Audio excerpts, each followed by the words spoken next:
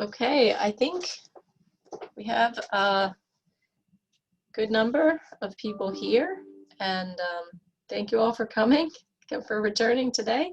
Guy, I'll turn it over to you if you want to get us started.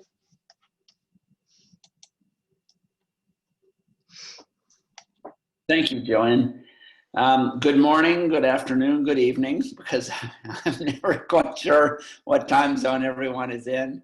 But first of all, I want to again share my appreciation to the committee members for taking time for these important meetings, and also to the staff of the National Academies for all their help in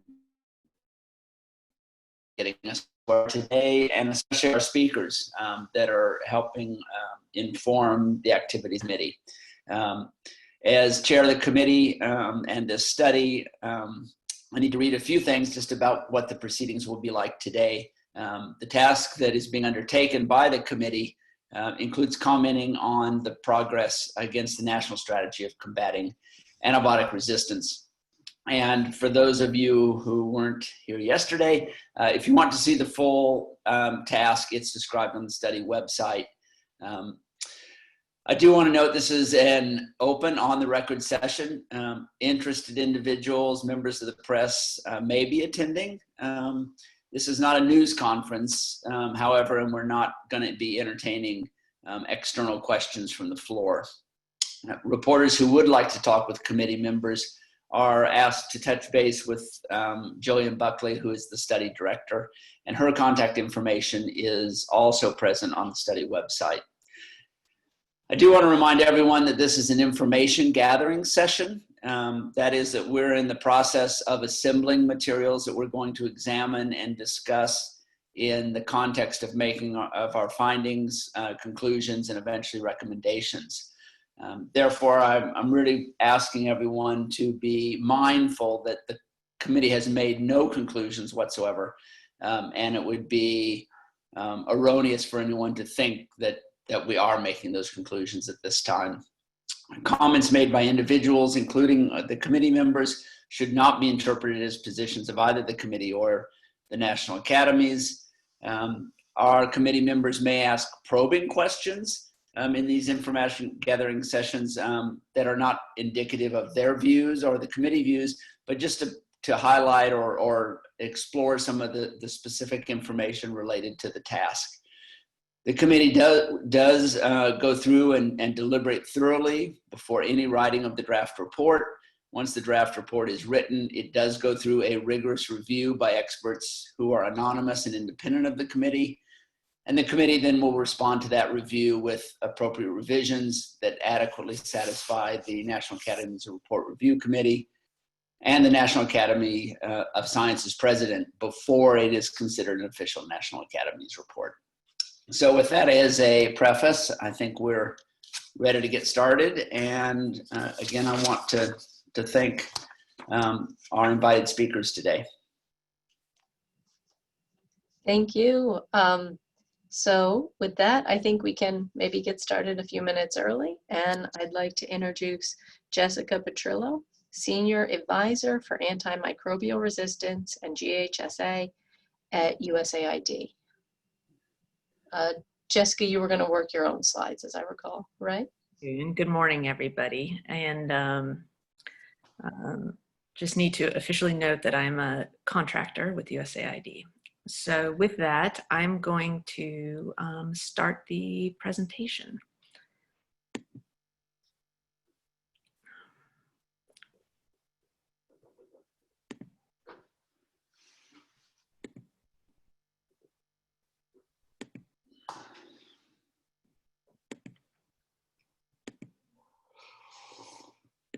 Okay. Ooh.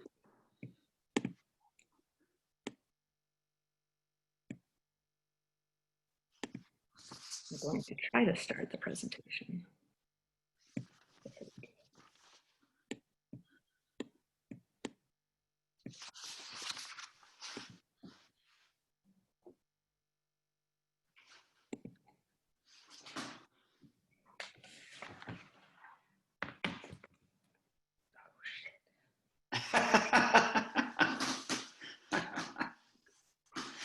I can see the first slide.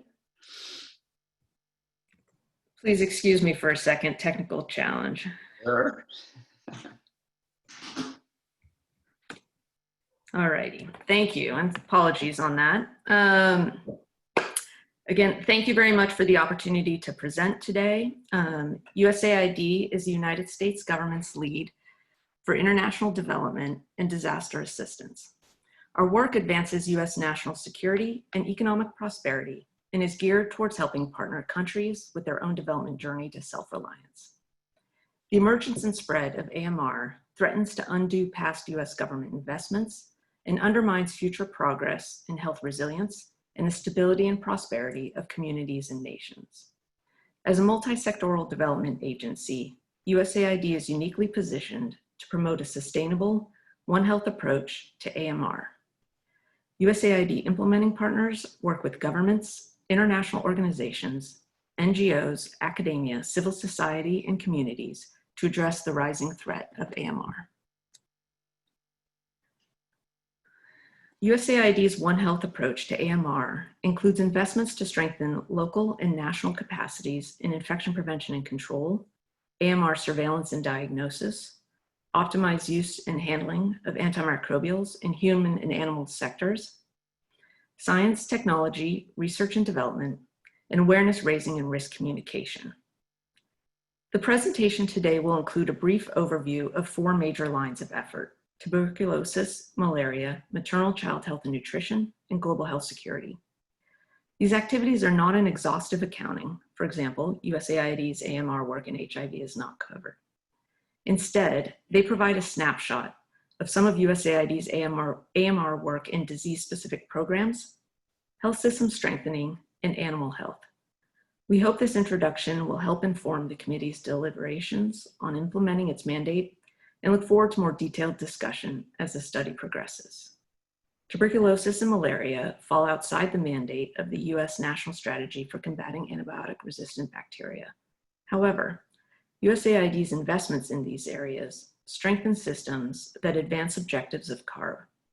Additionally, they are important as the committee explores the effects of antimicrobial resistance on the United States and US interests at home and abroad. And they're consistent with the committee's governing appropriations text of including domestic and international strategies employed. Tuberculosis remains the world's deadliest infectious disease, taking the lives of an estimated 1.45 million people in 2018. The toll of TB on the global economy is estimated to be 12 billion each year. The global community is making significant progress in detecting and treating the disease. However, drug-resistant TB threatens realization of the goal to end TB by 2030. For more than 20 years, USAID has been a global leader in the fight against TB.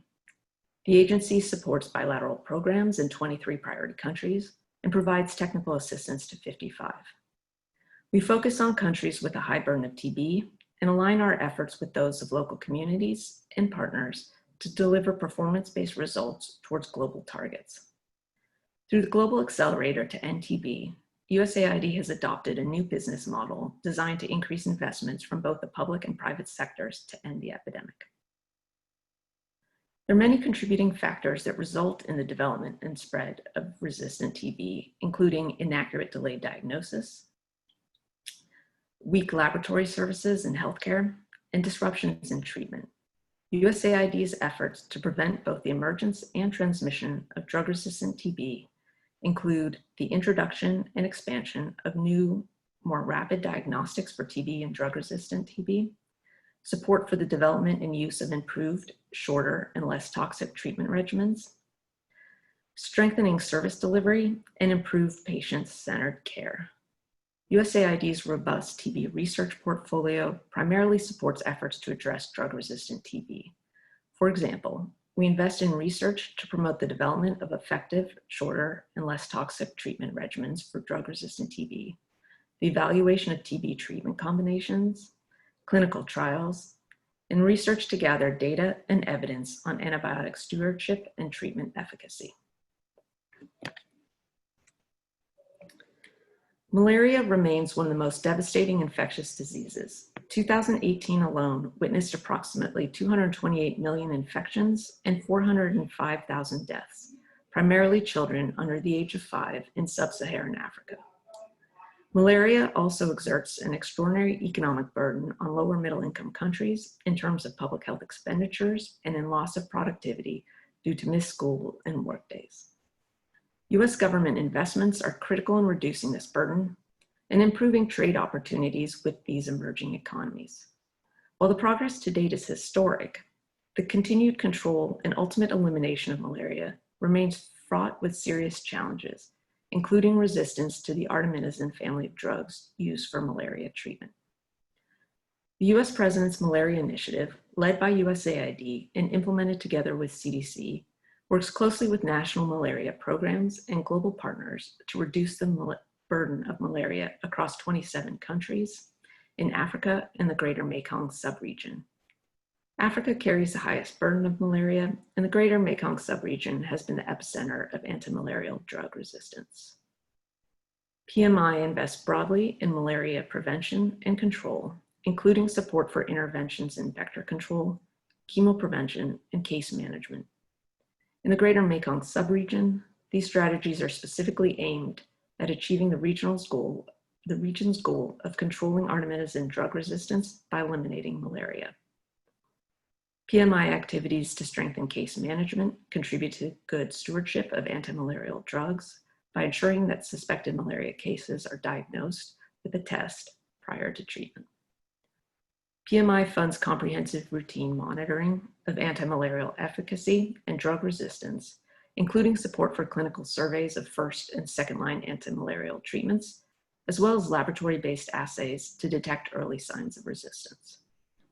USAID invests in the development of antimalarial drugs and antimalarial drug combinations through support to Medicines for Malaria Venture. MMV is a public-private product development partnership that leverages funding from a number of donors to support the largest portfolio of antimalarial R&D projects ever assembled. USAID funding contributes to the development of a number of novel antimalarial drugs that may be effective against drug-resistant malaria, or of which are currently in phase 2 trials. USAID's maternal child health programs focus on 25 priority countries that together account for more than 2/3 of maternal child deaths worldwide. The Office of Maternal Child Health and Nutrition's efforts to reduce the incidence of infection and improve diagnosis and appropriate management of illness strengthen partner countries' capacity to address AMR. It's projected that an estimated 11 million days of antibiotic use each year could be prevented if every child in the world received a vaccine to protect them from infections with Streptococcus pneumoniae bacteria. Through USAID support to Gavi, the Vaccine Alliance, more than 60 countries have introduced pneumococcal conjugate vaccine. USAID partners with Gavi to bring public and private sectors together and expand access to and utilization of life-saving vaccines. Since 2001, USAID has contributed almost $2.8 billion to Gavi, helping 73 lower-income countries immunize more than 760 million children and save more than 13 million lives. Water, sanitation, and hygiene in healthcare facilities is necessary for effective infection prevention and control. Yet research shows that 35% of healthcare facilities in low and middle-income countries fail to offer soap and water for hand washing, and many more do not meet sanitation standards. USAID supports local governments and stakeholders to strengthen WASH systems at the household, community, and institutional levels.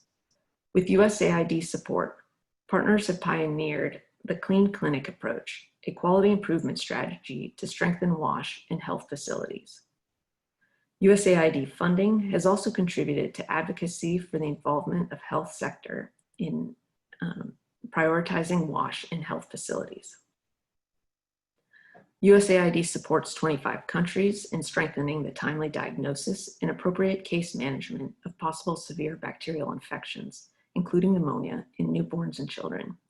Correct diagnosis, assessment, and care by trained health workers according to evidence-based guidelines underpin the judicious use of antimicrobials.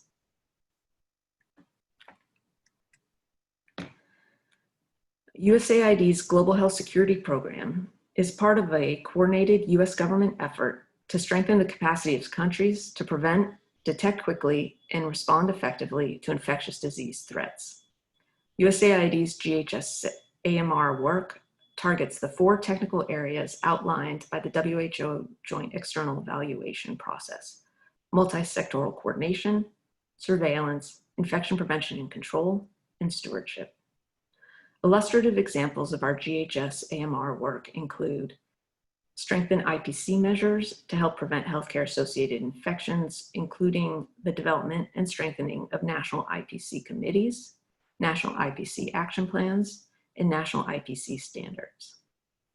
Support for countries to develop and implement national multi-sectoral AMR strategies or national action plans, and in several countries, national AMR coordination committees. Technical assistance, training, and commodities to strengthen laboratory capacity to detect AMR, including in large poultry markets. Antimicrobial stewardship plans and activities that promote appropriate use by providers, dispensers, and consumers in both human and animal health. And we are expanding our AMR work focused on the animal health and livestock and agriculture sectors. I'd like to wrap up this presentation with a few key concepts that I hope the committee will find useful in its future deliberations.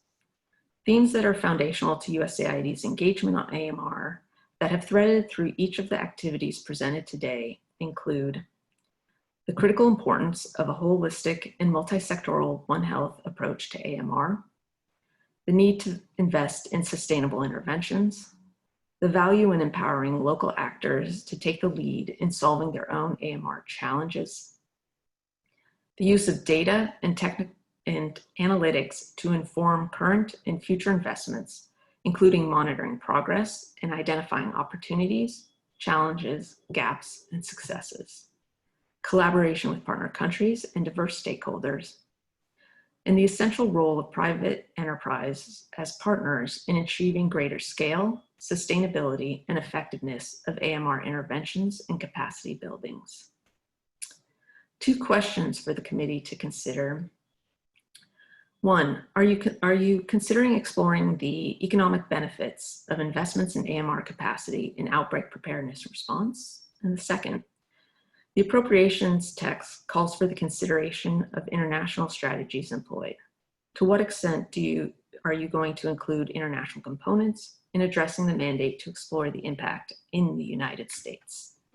And with that, I would like to say thank you and open up for questions. And I will also just take a moment to note that we have representatives from a number of the activities covered today on the line to be able to also help answer questions.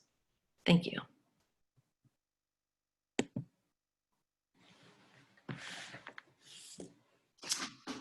Thank you, Jessica.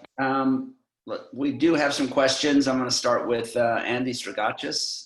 And so others, if you do have a question, let me know. Probably it's easiest if you just send a note to me in the chat and then I can call on you.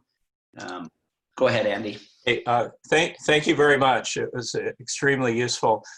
One of the areas stated in our statement of task pertains to exploring ways to develop, benchmark, and track rigorous quantitative measures on the impact of various strategies to mitigate AMR.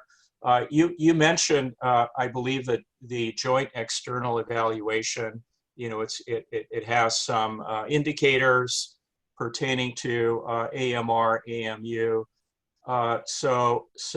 With that in mind, do you believe there are gaps in terms of that tool as a method for quantitative measures, whether it's on granularity or breadth or scope? I'd be very interested in hearing your perspective on that. Thank you. Thank you. Yeah, I'll start, and then I'll also welcome if any of my colleagues want to weigh in. mean, as I think we're all aware, one of the great challenges is the expansiveness of the AMR issue. And so, and complementing that with the, critical need to be able to really assess capabilities and monitor progress towards, minimum baselines, but then, kind of the gold standards of where we want to go, and to be able to do that in a continuous process, an ever-evolving process, is a significant challenge. I mean, we think one of the strengths with the joint external evaluation process is, again, having some of these benchmarks that are recognized at the global scale, and has, in a lot of ways, the background or the support of the global attention on sort of this health security capacity building. And so those are great strengths. I'll also note that there are, efforts through, again, we have WHO, FAO, OIE in outlining benchmarks and, trying to also tackle this issue of assessment. And I think one of the areas that still really does need attention is, how do all these different assessment tools that are sort of out there, do they cover the landscape adequately? How do they link to the guidance documents that can help empower countries, institutions, communities, as they do their assessments, to actually then take the steps to improve capacity? And so while there are a lot of information, and again, we find the joint external evaluation benchmark process a critical tool in how we're targeting our funding and investments in capacity building, I do believe that there's still a lot of work that needs to be done to link the different documents that kind of cover this space, the different tools, to really see, are we effectively empowering local capacity and national capacity to address this issue.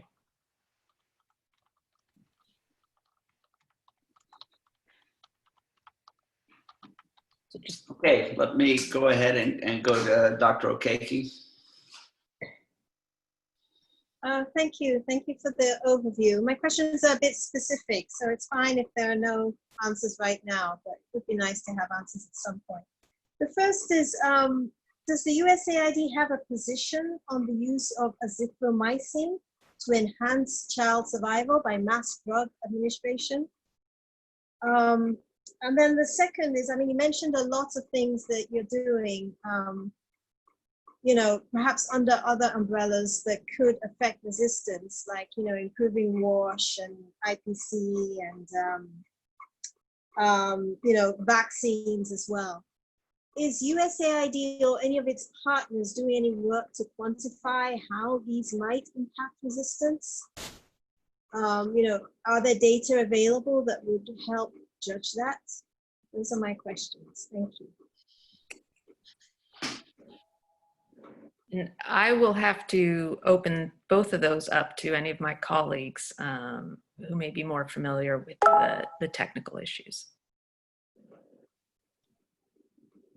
If not, we can also pursue a response for you in more detail as the study progresses. Thank you.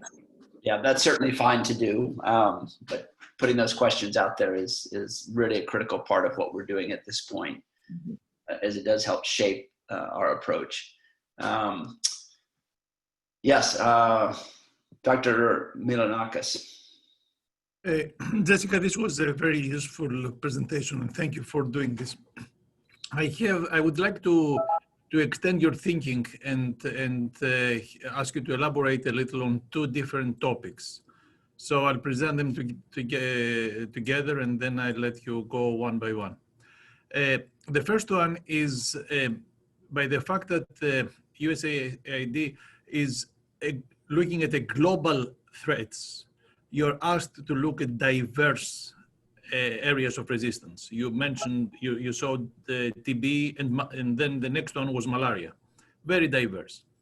Do you feel that it's easier to address them separately, in parallel, or there are some commonalities in the way to address them that, that can be exploited and address the whole resistance issue together? And the second question that I have has to do with you mentioning the diagnostics and the need to provide information about resistance.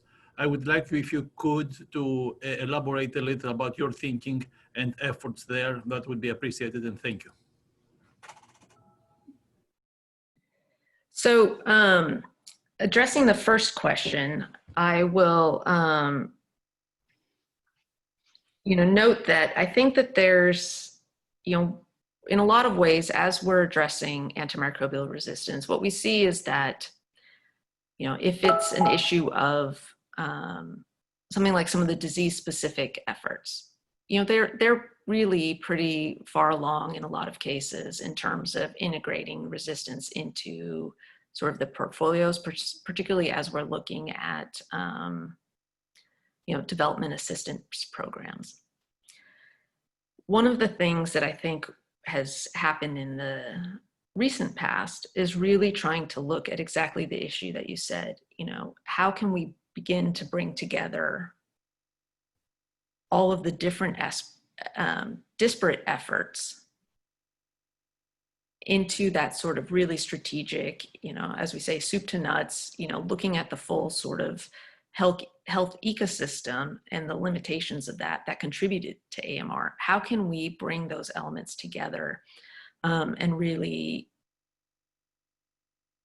benefit from the contributions that each of those elements bring together?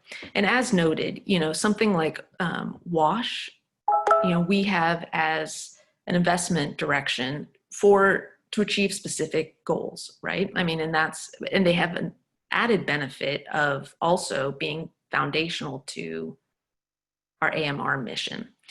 So as we're navigating a lot of these different streams, I mean, we have to keep in mind some are directed specifically to addressing the AMR issue, and others are specifically, the main priority is to address other issues for which there is added benefit for AMR. And I think, part of this, the USAID has really identified the rising threat of AMR as a priority area for work, and looking at how we can better integrate across USAID's missions to, at a minimum, inform our investments, but ideally, down the road to really amplify the impact of them. In terms of, the second question was, I remembered it up until I answered my first question. Yeah, diagnostics and providing information about resistance. You mentioned it in a very thoughtful comment during your presentation. I would like to have you elaborate a little. Yeah, I mean, and I'm definitely going to open this to my colleagues, but I do want to just note that, as you probably noticed, that was a core component of every single one of the presentations. I mean, I think that that's a foundational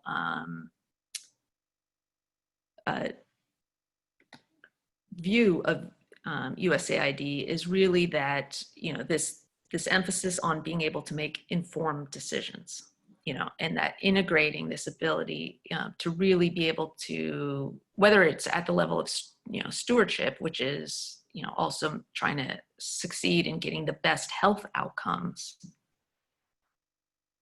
which includes using antimicrobials appropriately, but that the diagnostic side is one that we think is a foundational component of sort of that health mission, whether it's in ag health and human health and those elements, but also in the stewardship mission. Thank you, Jessica. I hope you will be available later in this session also for questions. That would be fantastic, because we're going to move on to our second presentation and stay on time.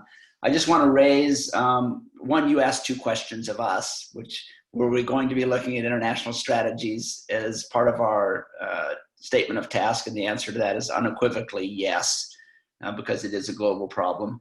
And were we going to be examining the economic benefits or the work being done on economic benefits of mitigating AMR resistance and spread, AMR emergence and spread? The answer to that is also yes, that falls within the portfolio. And then a couple of just questions, which I don't expect you to answer now, but I'm just putting out there for later, is that you had mentioned we're very interested in things such as vaccines and reducing both antimicrobial use and resistance.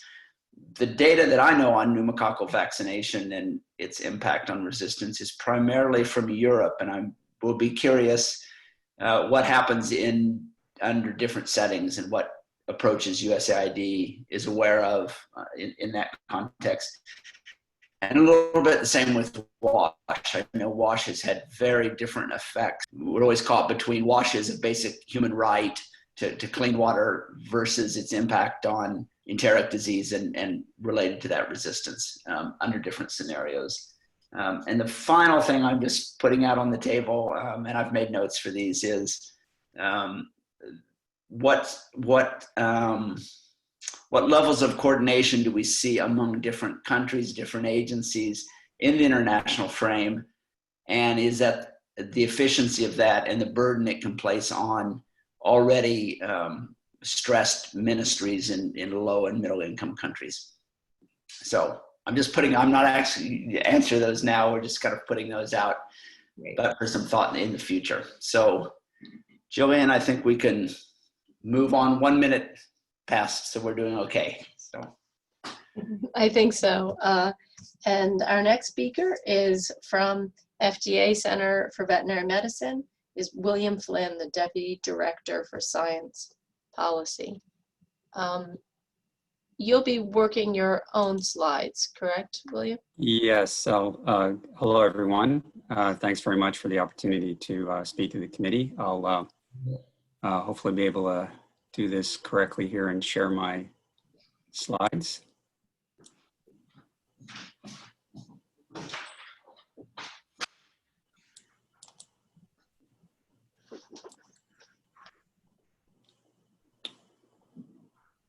Can you see those okay?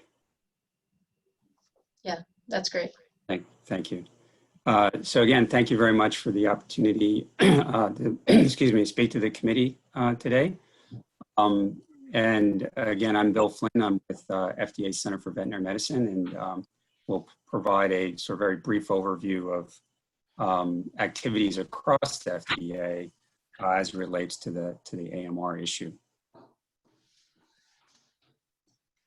So as it relates to, I think as most recognized, excuse me, FDA has a broad portfolio of products and areas of responsibility in terms of its jurisdiction and regulatory responsibilities, including that among that medical products and medical products that go across both not only for human health purposes but also for animal health. So I'm primarily going to focus on those areas here in my brief overview. Again, and I think this sort of is an example, of reiterating the point made in the previous talk about One Health. I think we recognize and acknowledge the importance of looking at this issue and addressing this issue through a One Health lens, giving the intersection between these different sectors in terms of impacts of antimicrobial use in both human healthcare sector, animal health, and sort of how those different sectors intersect with each other, through a shared environment. So we certainly recognize that as an important theme, and I know it's been a theme of the national strategy. So again, I'm from the Center for Veterinary Medicine. I'll sort of walk through, some of the sort of key activities within our center, and then briefly touch on some of the other centers. So just as an overview, the various centers within FDA, product centers that have been involved and have been contributing to the AMR strategy, again, involves both on the animal side would be the Center for Veterinary Medicine. We have responsibility for animal drugs. The Center for Drug Evaluation and Research has responsibility for human products, human drugs, including antimicrobials. Center for Devices and Radiologic Health, medical devices, including in vitro diagnostics. And then lastly, Center for Biologic Evaluation and Research, biological products for humans, including vaccines.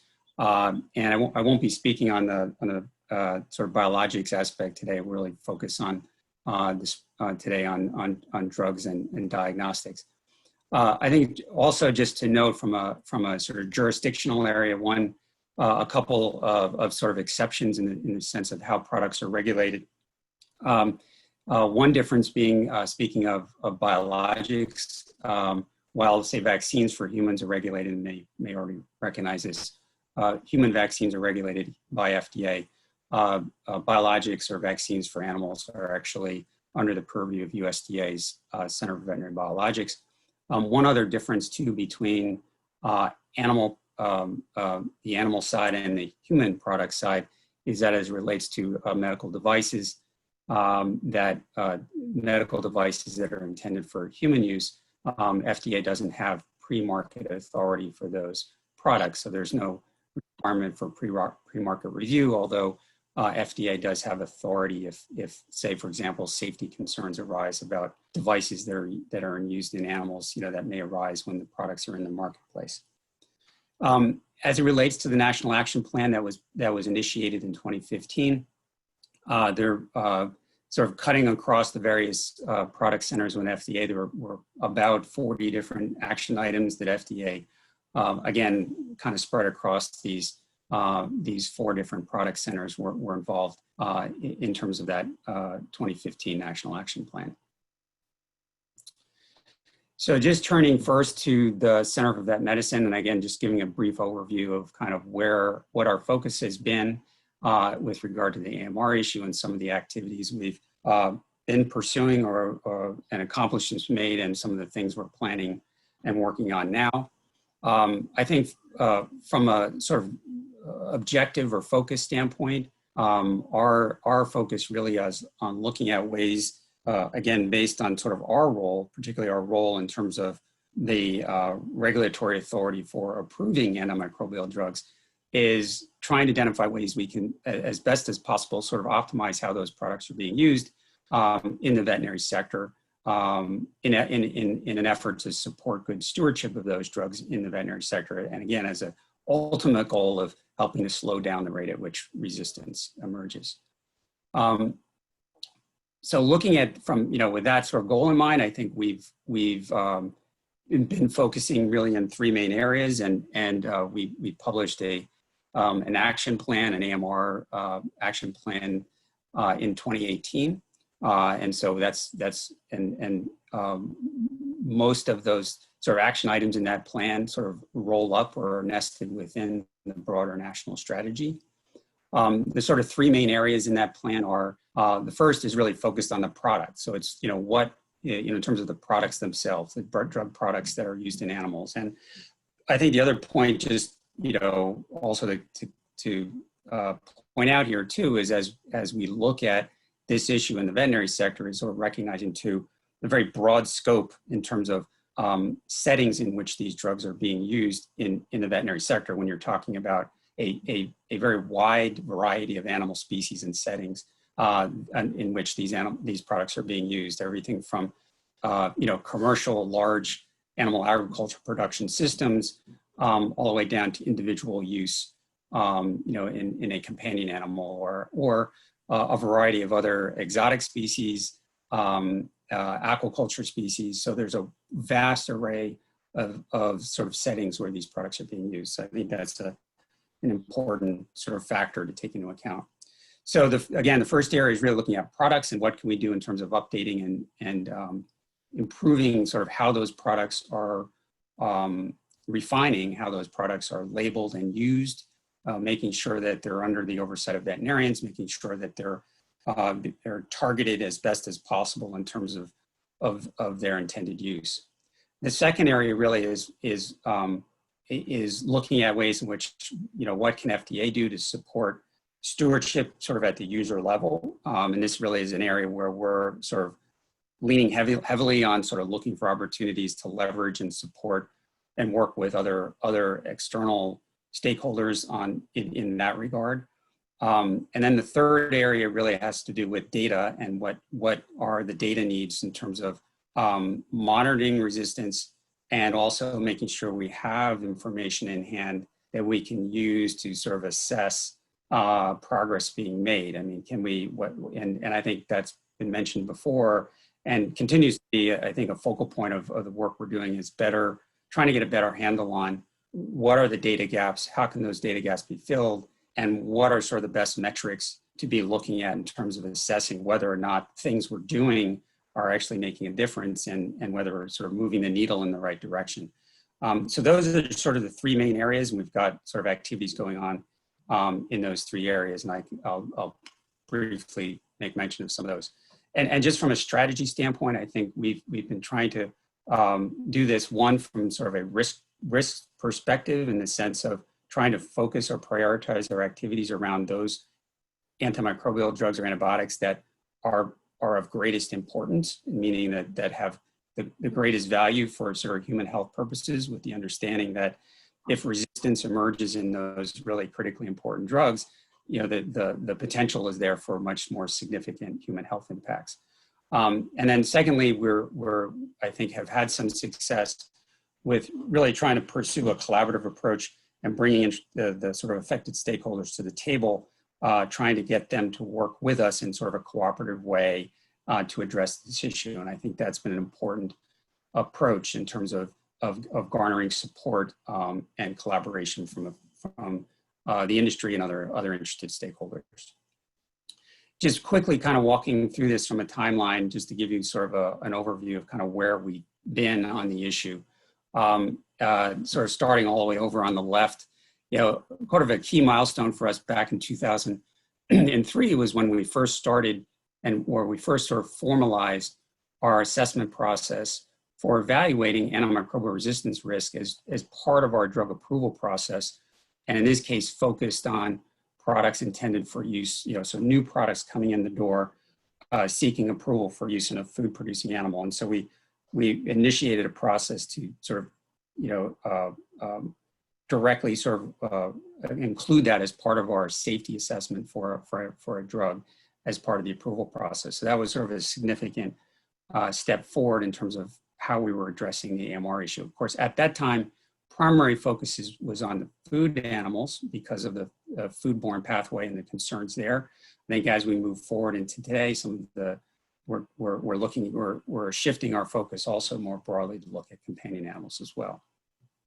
Moving forward from there, and this sort of touches on the metrics issue, we began publishing, reporting out on an annual basis, quantity of antimicrobials sold in the food animal sector, and that was connected with legislation that went into effect in 2008 that required companies to submit summaries of that information to us on an annual basis. So we've been tracking and reporting out that information on an annual basis since 2009. In 2012, I think the significance of this, of kind of what occurred in there was, again, referencing the fact that the 2003 assessment process was really a prospective sort of activity. It was really looking at new products coming in. There certainly was a question about what about all the products that were approved, the many decades before that we really weren't focused on AMR. So in 2012, we really started looking at that question and looking for more of a retrospective.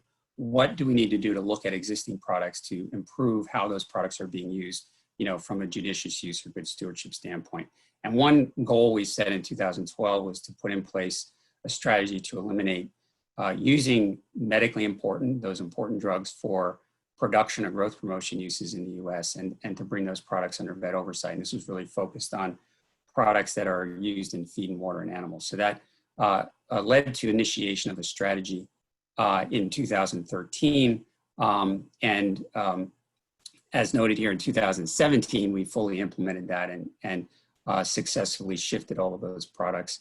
And again, of note, which I think was encouraging to us, that this was really done through a voluntary process where all the companies that were involved voluntarily agreed to work with FDA to make those changes. Also, just stepping back to 2016, recognizing again that need for more data, and also recognizing limitations that sales data presents, we began funding some pilot projects to look at how can we get at information as it relates to actual use of antimicrobials, and still those projects are ongoing now, are actually in their 5th year of funding. As I mentioned, we did publish a 5-year plan. Again, that was in 2018. I've already sort of spoke to the sort of key sort of objectives around that plan. And again, we're several years into that plan. I think that's helping us to sort of guide our actions moving forward. Among some of the things that we're doing, since initiation of that plan was in 2019, while we have shifted most antimicrobials to prescription status, meaning require veterinary oversight, there are still some products in the marketplace that are over the counter. And so we've initiated a process in 2019, or put out a draft plan and are getting comment on that, and hope to finalize that at the end of this calendar year that would transition any remaining products to vet oversight. And last on that list in 2020, we again, on the data collection theme, and also the idea of sort of broadening our scope to the companion animal sector, we're also funding some projects to look at how can we collect data in the companion animal sector as well, so we can get a better handle in a more holistic way, not only on use in the animal agricultural sector, but also in the companion animal sector. So those are some highlights of things that progress made to date. We have a number of projects underway now that we hope to be publishing soon in terms of further strategies for better refining how antimicrobials are used in food animals, particularly as it relates to the feed uses, to make sure they're more targeted in terms of their use durations, and some other projects in the works as well. So those are just some highlights as far as what are some of the activities in the Center for Vet Medicine. Shifting now to our Center for Drug Evaluation and Research. And, I think a key focus, sort of looking at the sort of center of this schematic, is a real priority for CDR, is focusing on what can be done to help facilitate antimicrobial drug development. That includes working to provide advice to potential sponsors on preclinical development. That is largely done through development and issuance of guidance for industry.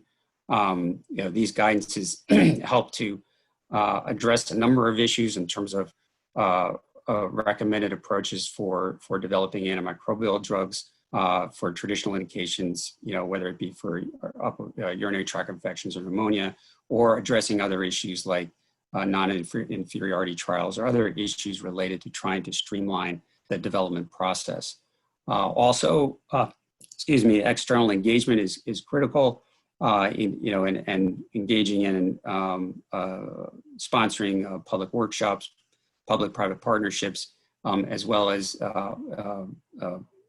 directing resources towards international harmonization, bringing together the scientific community to address specific drug development challenges. From a science standpoint, clearly scientific research is critical for supporting research in areas where regulatory science can support new drug development, and also establishing CDR as part of the work they do, establish and update breakpoints or susceptibility test interpretive criteria that are important as part of the drug approval process and supporting use of antimicrobials in the field. And then I think overall, this is really the focal point of what is a key priority for CDR. CDR certainly interacts with our colleagues at Center for Disease Control and Prevention. That really is the focal point for leading AMR-related surveillance and stewardship activities. Some other work that is a high priority for CDR. FDA has implemented the GAIN Act, enacted in July of 2012. Through qualified infectious disease product designation, new antibacterial or antifungal drugs are eligible for certain incentives. including priority review, which would provide for sort of a faster review clock, and 5-year extension of marketing exclusivity. 26 drugs that had the designation have been approved by FDA since enactment in 2012. CDER is focused on encouraging development of drugs to address unmet needs, such as new antibacterial drugs to treat serious infections caused by carbapenem-resistant gram-negatives, through streamlined development of approaches that recognize that greater uncertainty is acceptable when there are limited treatment options.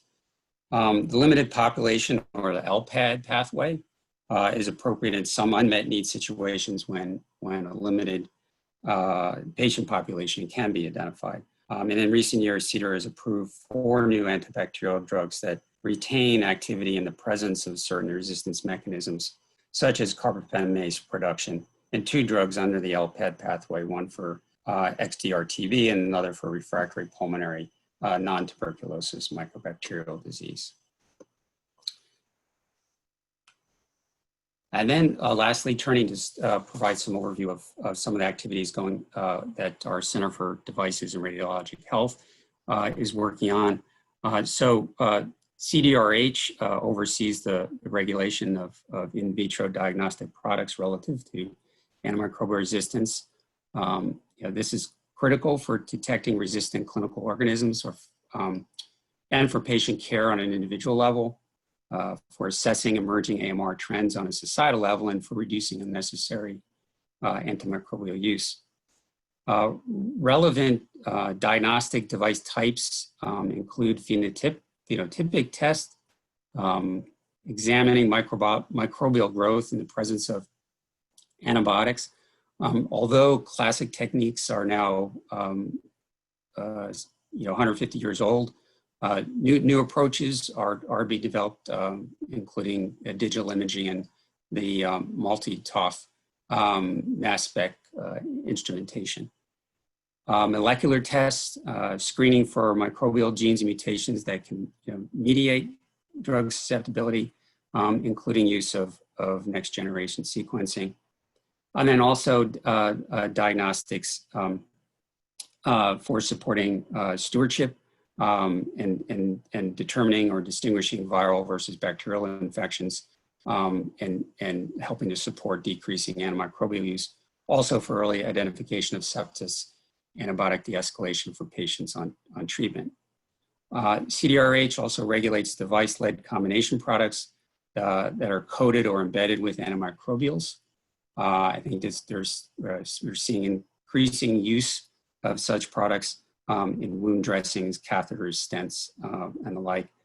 And AMR concerns are evaluated via a benefit risk type assessment. Just highlighting a few other initiatives within CDRH. This includes facilitating incorporation of current breakpoints into antimicrobial susceptibility test devices, ensuring that devices report the most up-to-date breakpoints for clinical care. The CDC FDA Antimicrobial Resistant Isolate Bank. The bank now is in place several years, provides panels of well-characterized resistant organisms to device developers, drug developers, researchers, and as of January 2020, there are more than 40,000 panels have been shipped. SHIELD, or supporting standardization of lab data and standardized data descriptions, facilitates communication of device results, as enabling helps to enable real-world evidence clinical trials, as well as facilitating traditional studies and incorporating real-time epidemiology into clinical decision support tools. Also, database recognition and work there in terms of relational sequencing, a TB database model, which provides a real-time collection of TB resistance information and support to clinicians. And of course, this type of database information is important for making genotypic and phenotypic associations. Also evaluating the impact of simulated wound fluid on testing to improve antimicrobial effectiveness of topical products and dressings. Essential need for expediting availability here and to assure no effect from exposure to inappropriate antibiotic concentrations. And then lastly, big data and the sort of quickly expanding use of machine learning for sepsis diagnosis and clinical decision support, is also an area that that CDRH is focused on, and recognizing that its importance for monitoring of patients to assess sepsis and AMR risk. And so that provides a brief overview for the sort of drug and device areas within FDA, and I'll pause there for questions, and I believe I may have some colleagues on from our other product centers that may be helpful in answering any questions you have. Thank you. Thank you. I think we're actually right on time for moving to our next speaker, and I just want to stay on that schedule in the event that one of our later speakers has some other engagement that immediately follows their presentation. But I would like to encourage all the speakers, if their schedule permits, to stay for the questions that will follow a little bit later this morning, this afternoon, this evening, again, depending on your time zone. And so let's go ahead and proceed.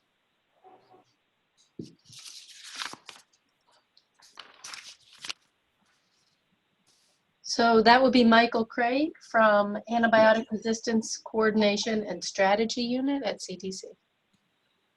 And hey guys, thank you very much. Let me just pull up my slides here. Can everyone see that? Yes, perfect. Great.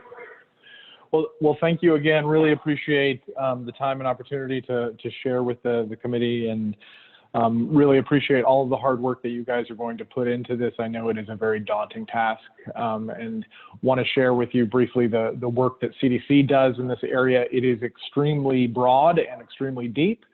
So I'm going to sort of go through these as fast as I can. I think one thing to note that I think is critically important, and I think a good place to start, is that, and has been alluded to by Jane and others previously, is that CDC in 2013 provided the first ever estimates on the burden of antibiotic resistance in the United States with our first ever AR threats report. Those numbers were updated with new data sources in 2019, and you can see those estimates here. Because 2013, when we first released the data, we didn't really have substantive investments. It was pre-CARB, it was pre-investment across many of the agencies that you've heard about the investments in AR to date.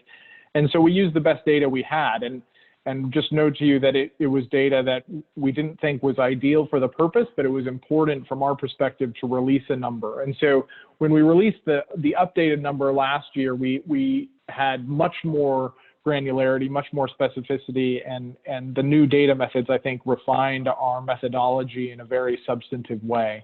And so these new national estimates, I think, are critically important to show the scope of this in terms of the infections and deaths. We include C. diff, and I think it's an important part and an important consideration for all of you. While resistance is not a specific issue with C. diff specifically, C. diff cases are intrinsically, integrally linked to antibiotic use issues. And so it's important when we think about the threat of resistance and the challenges of antibiotic use that we include that in the conversation. And so you can see from this slide that we sort of characterize both of those. And the combined burden of this were over 3 million infections annually in the US, and approaching 50,000 deaths annually. The other thing that we just note in terms of the antibiotic resistant threats from the threats report is that we characterize and categorize these threats into these different levels. This is based upon some criteria and really some judgments from the agency about these threats specifically to the United States. Other organizations like WHO have put out their own lists and prioritization of schemes, and some of those schemes are related to the public health issues, some of them are related to drug development. This, from our perspective, is related from the public health perspective and the threats that we specifically face in the United States. And we updated this list. We started this list in 2013 and updated it last year. Would note, as has been noted before, that we have added a couple things. Candida auris, the multi-drug resistant fungus that has circumnavigated the globe, was added to the highest category. And the carbapenem-resistant Acinetobacter was also upgraded last year. We also added a watch list. These are things that are infrequently found in the United States, and they're not well understood, and they are things that potentially could be added to the list in future years. I'm not going to go into details about these three specifically, but I think they are important.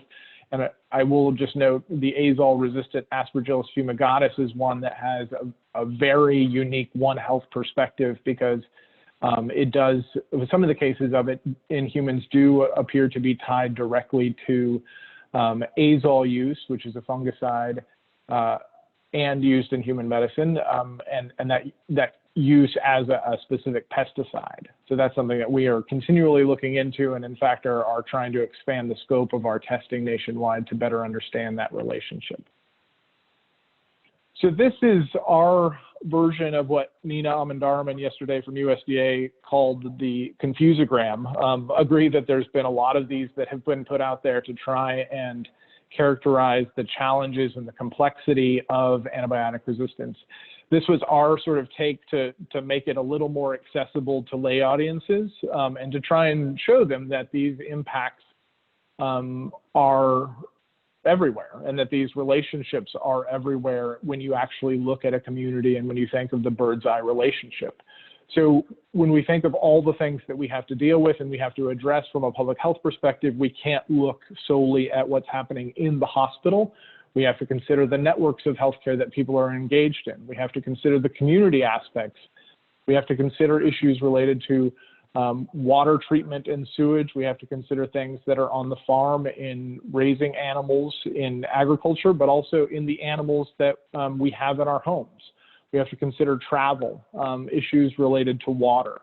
And this is sort of even the perspective from the developed country and the developed world. The complexity, of course, I think gets even more challenging when we look outside of the United States and outside of Europe into other countries where they may not have water treatment, they may not have indoor plumbing, and the complexities can grow even further from there. So in CDC's perspective, given the complexity from the previous slide, we really try to fight antibiotic resistance where it happens. And that means that we have a lot of different programs and initiatives to address the different aspects of this complex web and try to meet this challenge head on. So this sort of highlights some of the key areas where we have been working for either a long period of time, or in some areas like the environment and globally for AMR, where we are growing our portfolio and trying to fill the gaps in knowledge that we face right now. So one thing, and I think this is something that I highlighted yesterday, and I think there was some good discussion yesterday about ultimately what works. And I think I would just note to you that prevention, infection control, we have seen this in the United States experience, that prevention IPC efforts really do seem to work. And again, it's hard to parse out what is sort of directly related and what is the direct impact or what was most influential for some of these decreases. But I think from the CDC perspective, and I think from the greater HHS perspective, there has been enormous investment over the past decade in terms of improving patient safety, especially in hospitals. And that has paid major dividends. And I think you can sort of see the results of those and the fruits of that from these decreases that we have seen. That being said, there is in no way our position that this is sufficient, that we are out of the woods in any way related to antibiotic resistance. I think it shows us that if we do have effective interventions and we put resources behind them and scale them up, that we can actually see improvements in preventing these infections in certain sectors. I think the challenge is ultimately, though, that we aren't seeing this progress outside of hospitals, and this data is specifically related to hospitals. So the complexity, as we know, with COVID increases substantially when you go outside of healthcare settings beyond hospitals and you go into nursing homes. And then when you go into the community, we are seeing increases for many of the community AR infections in the report, and some of those increases are pretty substantial. For the next slide, which is sort of note a lot of the work that we have built over the last 5 years during the first National Action Plan to combat antibiotic-resistant bacteria. And there was a significant influx in resources for CDC. We requested $264 million to support all of the efforts under the first action plan. Ultimately, we received $160 million, so about $100 million less than we requested. And I will just say with that, what we had to prioritize, which I think is an important part for the conversation here, is we had to prioritize our domestic infrastructure over some of the goals that we had to address some things globally. So as you can see with the resources that we invested, we built a AR lab network, which I'll have another slide to sort of describe what that is. It's an important network because it adds an additional layer of testing for AR pathogens. Sometimes it's testing for resistance patterns that can't be detected in a normal clinical lab. It also is adding the capacity to do colonization testing, which is an important piece that has really aided our response and our capacity to prevent infections in especially healthcare settings. So for example, previously, a colonization test, so this is someone who would have carriage of a drug-resistant pathogen rather than be infected of it, is not a test in the US that is reimbursed by insurance. And so even though our recommendations when there were outbreaks or cases of extremely drug-resistant pathogens, hospitals would not test for those pathogens because they wouldn't get reimbursed by anyone. We set up the AR lab network to provide additional testing capacity. And one of the types of tests that we added was colonization testing specifically for carbapenem-resistant Antibacteriaceae. And then last year we added it for Candida auris as well. And so that allows any jurisdiction or healthcare facility that has an outbreak to leverage this so that they can actually not only identify people who they know may be infected, but those who may be in the facility and are colonized and are potentially at risk of transmission so that they can fully implement all of our guidelines to effectively stop that outbreak in that facility or in a set of facilities. And this has really revolutionized how we've been able to respond to these threats over the past few years in the United States. As the slide also notes, we've added a lot of other testing capacity like whole genome sequencing to be able to understand some of the relationships between some of these drug-resistant pathogens. Right now, for example, the AR Lab Network tests all of the culture-positive TB in the United States so that we can better understand what's going on when there are treatment failures and what are the relationships in terms of transmission.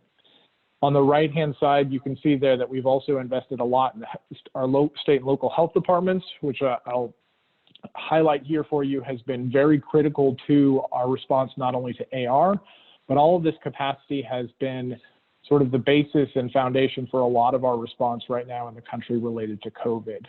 These are experts who go into healthcare facilities and try and help understand what's going on and provide additional public health support to stop transmission. I would also just note moving on to the next slide that we've done quite a bit in terms of addressing infection control, especially globally, and that this is an area where we definitely want to try and do more. As I noted on the previous slide, we really did prioritize our domestic investments since we didn't get fully funded at what we needed. And because of that, we have only been able to pilot some things, and I'll touch on those a little bit later. But those pilots, I think, have been important to not only start to show what the challenges that we face for AR, but really have provided a basis that we can potentially grow programs with additional resources. Improving use has been a fundamental piece that we have done. We have really advanced our efforts to expand our knowledge, our collection of data across the board, whether it's an inpatient setting, an outpatient setting, or nursing homes.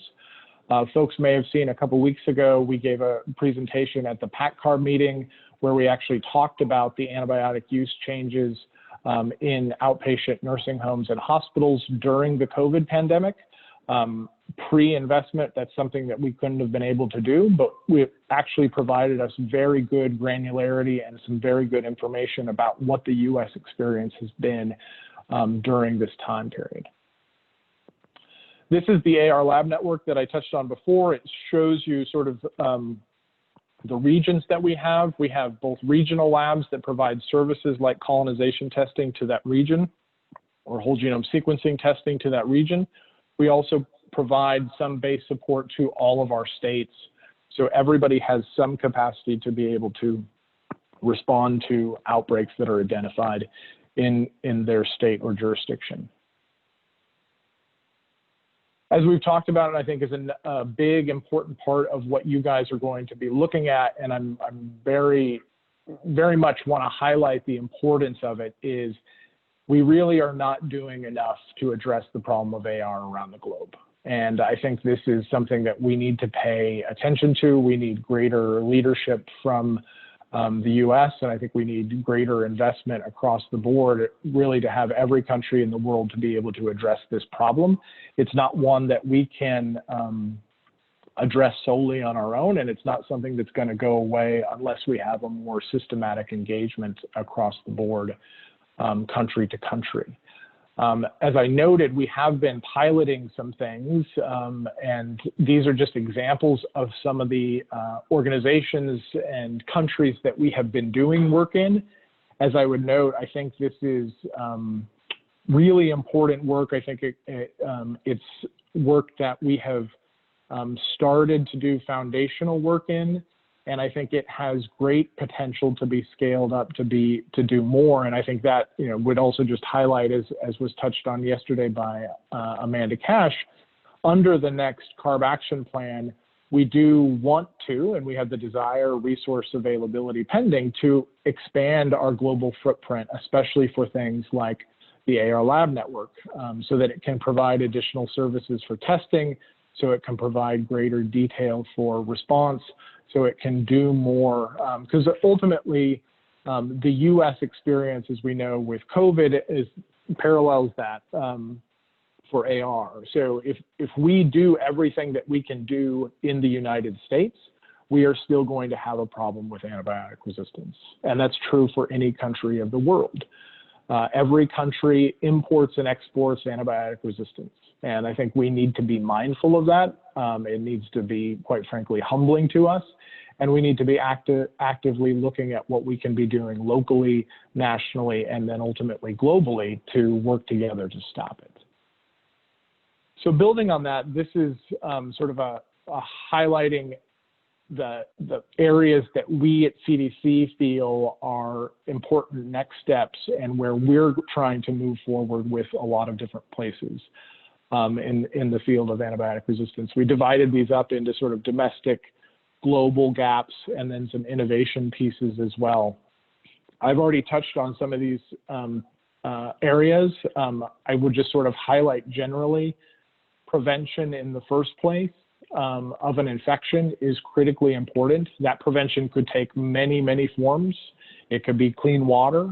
It could be, not contaminated food. It could be excellent infection prevention and control in a healthcare facility. It could be a vaccine. All of those things we need more of in the area of antibiotic resistance. And all of those areas are areas in which CDC is trying to move forward with in both our domestic and our global agenda. I think the other thing that is important to note is the innovation side in the microbiome. We need to do more to address that, to understand that, and to come up with new modalities that don't create additional antibiotic resistant pressure. And maybe ways that we can also decolonize someone. Right now, if we identify someone through the AR lab network who's colonized with Candida auris or another multi-drug resistant organism, right now we can isolate them, we can stop the chain of transmission doing sort of physical measures. It would be ideal if we could get to a point where we could actually give them something to decolonize themselves so that they lower the risk and they lower the pressure of transmission onward, either in that healthcare facility or in that community. Would just note here, and this is a slide that was from that presentation at CARB a few weeks ago. I think it's important to note some of these relationships. What we found in the data thus far, and these are preliminary data, is that when we look at COVID and sort of the secondary infection side, is that the biggest issues are on healthcare and hospital onset. So we did a comparison of COVID-19 infections in 2020 and compared them to flu infections in 2019.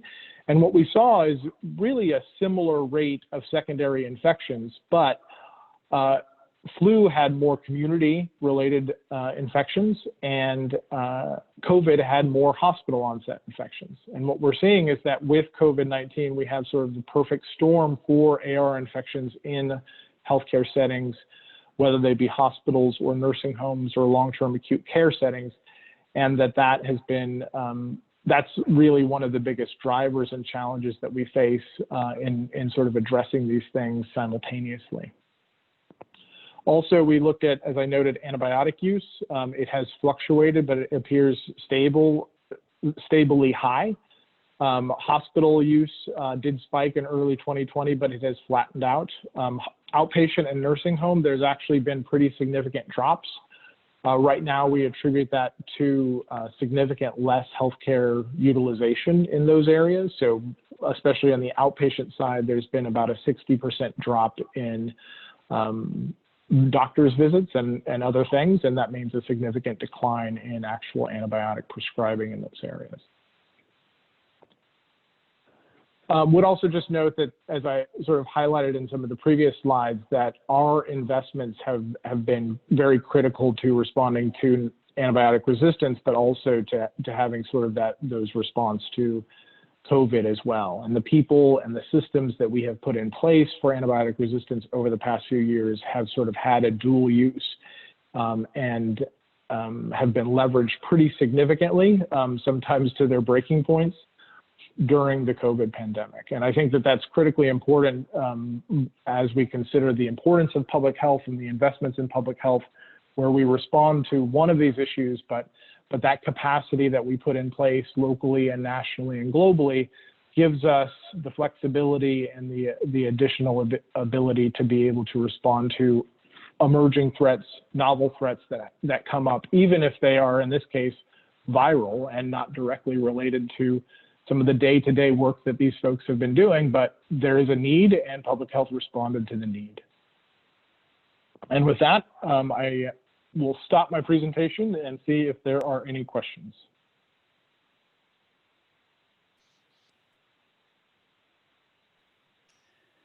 I know Andy Stragachis has a question, so we've got a few minutes here. So Andy, go ahead.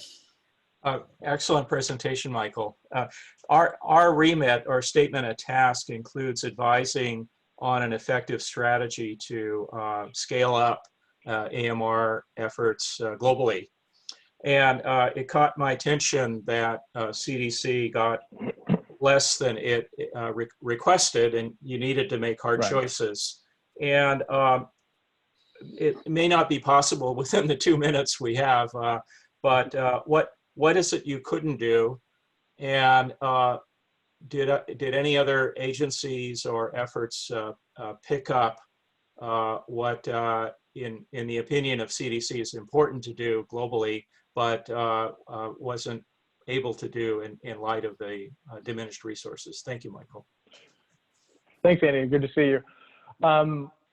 I would note, I think the main area where we haven't been able to do as much is on the global side. I think domestically we sort of disproportionately invested because we didn't have the infrastructure, quite frankly, that we needed to have in place. And so, as you saw on the slides I had, on the global slide, we've only been able to pilot some things, and those pilots are in a limited number of countries, and they have a limited scope. So if we had sort of gotten the other $100 million that we had requested, I think you would have seen a much more extensive global network that we still aspire and would hope to in the next few years, you know, if we got additional resources to build toward. I think globally, quite frankly, as I sort of note to folks, we have a good understanding of the burden of antibiotic resistance in the United States. I think we have a very good understanding of the burden in Europe. I think, quite frankly, and Andy, you know this firsthand, I think from some of your modeling work, there's not really great data elsewhere around the world about what the burden of AR is. So it's a bit of a black box, and that is a significant challenge that we face in trying to address this multifaceted problem.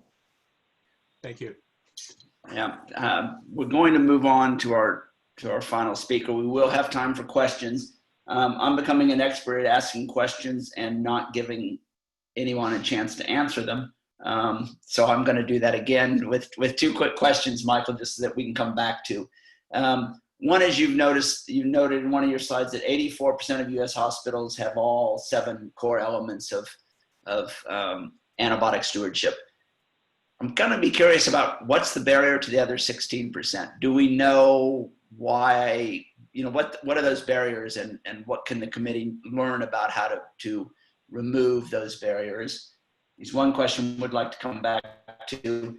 And second is related a little bit to what Andy was talking about, is the global versus domestic.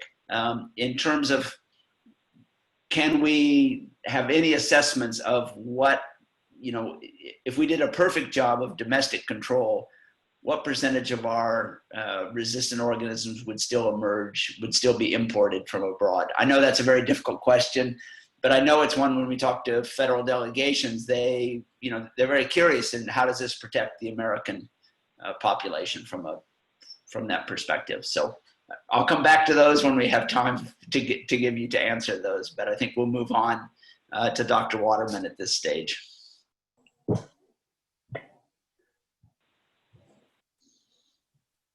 Hi, everybody. Let me try to share my screen.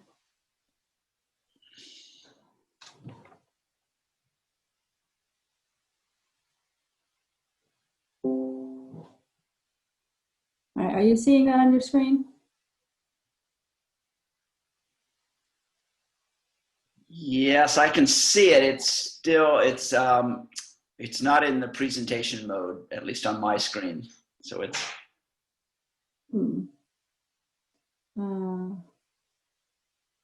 Well, let's see. Do you guys want to run it just in case, though? Can you duplicate click on the duplicate slideshow? How's that? Did you click? Oh. Getting there. There we go. Ah, Okay. perfect. Perfect. Great. All right. Thanks, everybody. So again, my name is Paige Waterman. So I'm here representing the Department of Defense. And it's nice that I get to come last because everybody else has covered really the background of all these national documents related to AMR. And so I just get to spend a little bit of time telling you how the Department of Defense or the DoD activities fit into and support the overall CARB effort. So to kind of set the stage, I think we all understand how important early warning and early identification is for any problem. COVID certainly has made that point abundantly clear. But from a national defense perspective, it would seem unfathomable to not develop warning systems for any threat to our country and its citizens. In the case of resistant bacteria, however, there didn't really exist such a robust system for that purpose within the Department of Defense. As you can see on this timeline, in the early 2000s, the country witnessed the rise of a bacteria not often seen in the recent past, being Acinetobacter, and one that was also increasingly multi-drug resistant, forcing us to use antibiotics that were not often used then, namely colistin. That bacteria spread not only within the military healthcare system, but because our world is one of global travel and exposures, spread beyond the military healthcare system. To combat further spread and also identify any other noxious bacterial enemies, the Army established the Multi-Drug Resistant Organism Repository and Surveillance Network, which is also referred to as the MRSN, much shorter. Its primary mission was to perform surveillance and analysis of any drug-resistant bacteria within the military healthcare system to protect our forces, serving as that early warning sentinel that was missing in the early 2000s. When the executive order, the national strategy, and national action plan were later published, the MRSN, which is housed in Maryland in the Walter Reed Army Institute of Research, was tasked with becoming a hub for all of its work, but also across the entirety, meaning all services of the Department of Defense, which it accomplished in 2016. Also in that time, the public health surveillance arm of the DoD, the Global Emerging Infection Surveillance Group housed at the Armed Forces Health Surveillance Branch, also added a target focus area for AMR into its already robust surveillance network. Joining forces with the MRSN and then later the Naval's Epidata Center and the Army's Pharmacovigilance Center, their surveillance work captured clinical laboratory data at its earliest, identified trends in overseas locations where DoD personnel operate, and incorporated antibiotic prescribing practices, in other words, stewardship, all things that were required by the National Action Plan for the improved safety and security of our population. But I'm getting ahead of myself a little bit. On the timeline, I think I've highlighted one area in 2016 from these efforts when the MRSN was the first to identify the plasmid-mediated MCR1 gene, which is the one that encodes resistance to colistin within a human clinical isolate in the United States. So in other words, this was actionable information that they were collecting and getting out to all stakeholders. By 2017, and as a direct result of the National Action Plan, the DoD published its policy, formalizing this work, and then added the implementation plan that incorporated antimicrobial stewardship goals 1 year later. Today, the network is included in DoD's ARMR, Antimicrobial Resistance Monitoring and Research, given its public health surveillance, infection control, and research priorities. The program is comprised of the MRSN, but also the Navy's Public Health Center and the Army's Pharmacovigilance Center. Not included in the timeline is the complementary small molecule work also performed out of RARE. With its decades-long history of drug development for malaria, it made sense to build upon that expertise, especially in conjunction with the robustly characterized clinical isolate repository, of which today exceeds 80,000 isolates, and well-defined diversity panels at the co-located MRSN. Today, the small molecule group at RARE uses AI and machine learning to screen more than 1 million compounds across 3 gram-negative bacteria. The type of bacteria that you heard yesterday are really the ones that we're most concerned about. They have more than 30 hit to lead optimization, and clinical projects advancing through development.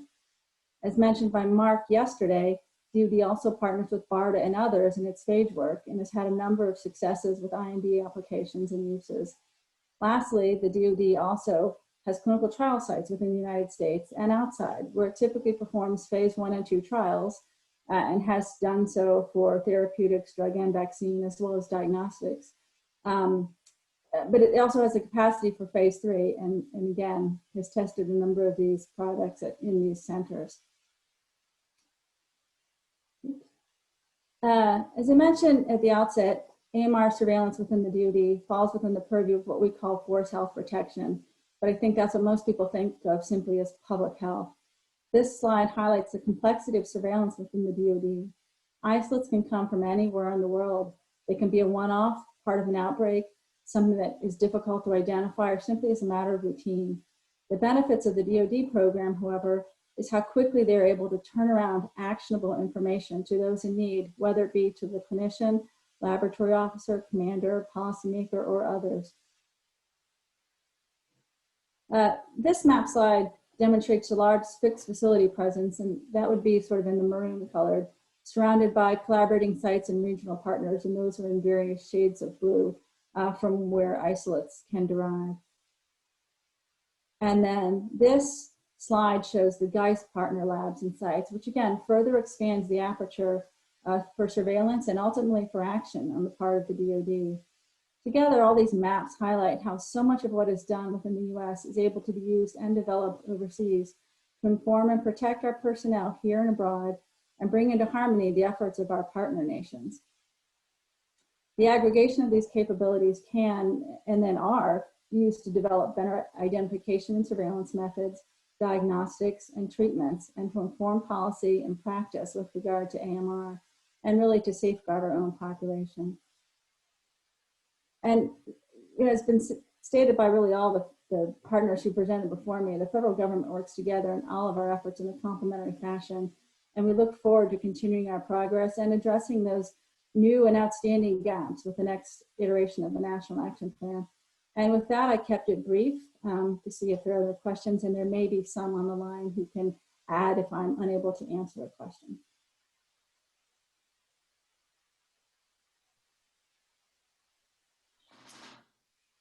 Thank you, Dr. Waterman. I'm seeing if there's any questions coming up. We're sometimes a little slow at recognizing when a question's coming if it's not in the chat.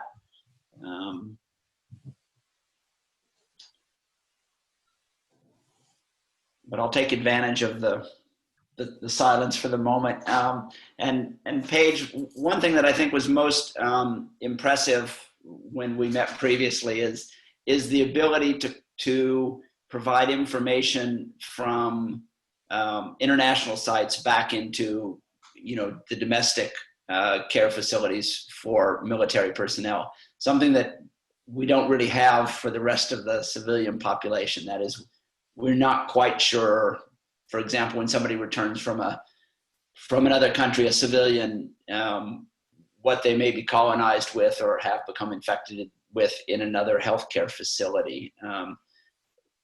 Any ideas you have about, using that experience that you have with DoD and how you could see the barriers to or opportunities for extending that more broadly to the civilian population? So I think some of that speaks to what Michael was getting at when he last finished about having whether it's a greater presence or just impact in overseas. But I would say that a lot of what the DoD does is, sure, we take all these actions for the safety of our folks, but we also teach and educate the folks in these other countries. So countless number of people have had educational efforts at the clinical level, be it on a stewardship approach, but also teaching them laboratory techniques, educating them on how to actually do some very basic molecular characterization. It's a lot simpler than it was years ago. You don't have to do whole genome sequencing if you're looking for resistance genes. So getting that capability there and helping it be something that's sustainable. So that's kind of one area. And then another effort that the GEIS program had sort of spearheaded was largely work that was done by Georgetown University, but anyone can really do this in some ways, is they actually mined a lot of the existing publication data, de-identified it, and did it for different regions of the world. So then that information kind of becomes available in the places where maybe it's not all inclusive, but in the places where maybe we don't have the best data, you can then go to this resource to see what is circulating there. It's kind of what the DoD does. If we're going to send a group of people somewhere, we like to know what's there. We don't just worry about malaria, we worry about AMR as well. So that was an attempt to look at the same sort of information across the board, sort of doing it continent by continent, really. I don't know if that exactly answers your question. No, thank you. Any other questions from the committee? I'm looking for hands or something in the chat. If not, I'm going to return back to some of the questions I posed earlier while other people come up with their comments. But there's one question kind of broadly, which is on the international side and has to do with data. And this is just from personal experiences. Many times, and a lot of my experiences in East Africa, they're set up to get the data, but they don't have the supply. They can't get the Vitek cards, basically, to do their ASTs. And so we end up with these huge knowledge gaps because we're not testing anything for quite a while in the public healthcare systems. Again, my experience there is mostly in Kenya, where we just have a whole gap in data because we don't have the Vitek cards. So, or they don't have the Vitek cards, rather. So it's kind of a broad question, but maybe relevant to USAID, CDC, anyone who can address that question of how we deal with the supply chain parts necessary to provide actionable surveillance information.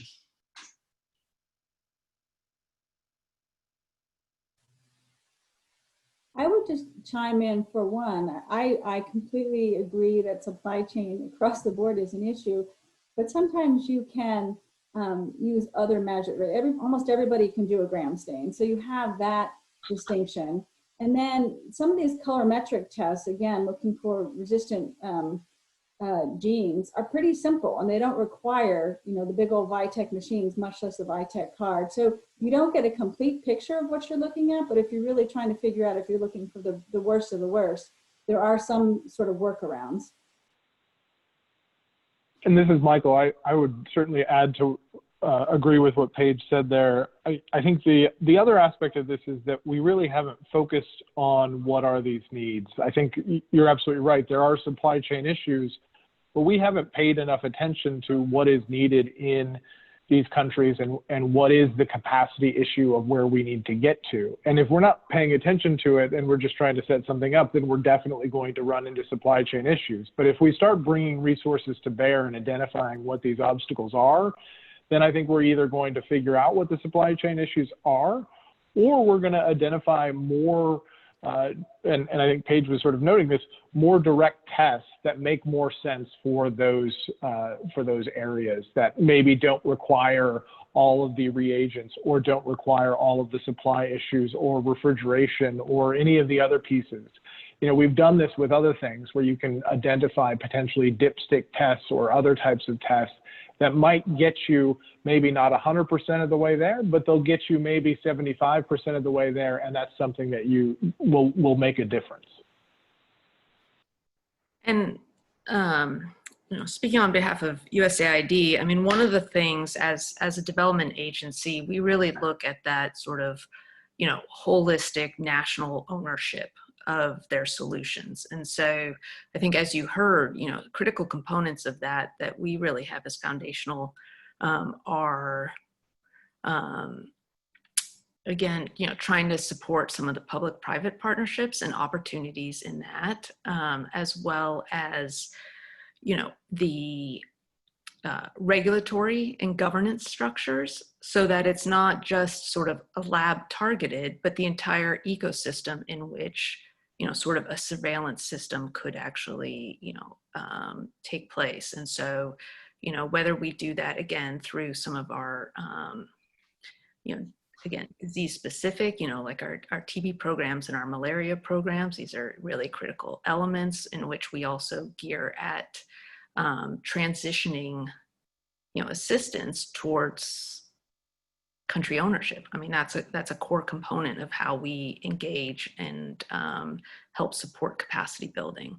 So, you know, I do think it is something where when we look at an issue like, you know, reagents, it's taking place in a much larger ecosystem, and that's something that we really work hard when we're looking at all of these. And also, you know, the quality assurance. You know, and I'll say, you know, this is also a critical component in terms of just, you know, when we're looking at antibiotics, which I know is not the question that was asked right now, but just to note that we really do try to look at the entire ecosystem in which, you know, these efforts, whether they are laboratory, you know, like laboratory surveillance or community-based surveillance, you know, what is the ecosystem and how can we empower the local communities to really own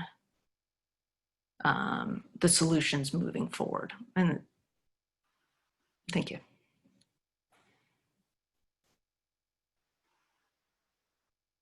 I'm reading a question here, which is, are there lists or databases of the health threat by area over time? And how are these identified? So that may be, that's pretty open. Michael, Paige, Jessica, probably any of you could address that to some degree. So lists or databases of health threat or emergence of new pathogens by area over time, and how are those being identified?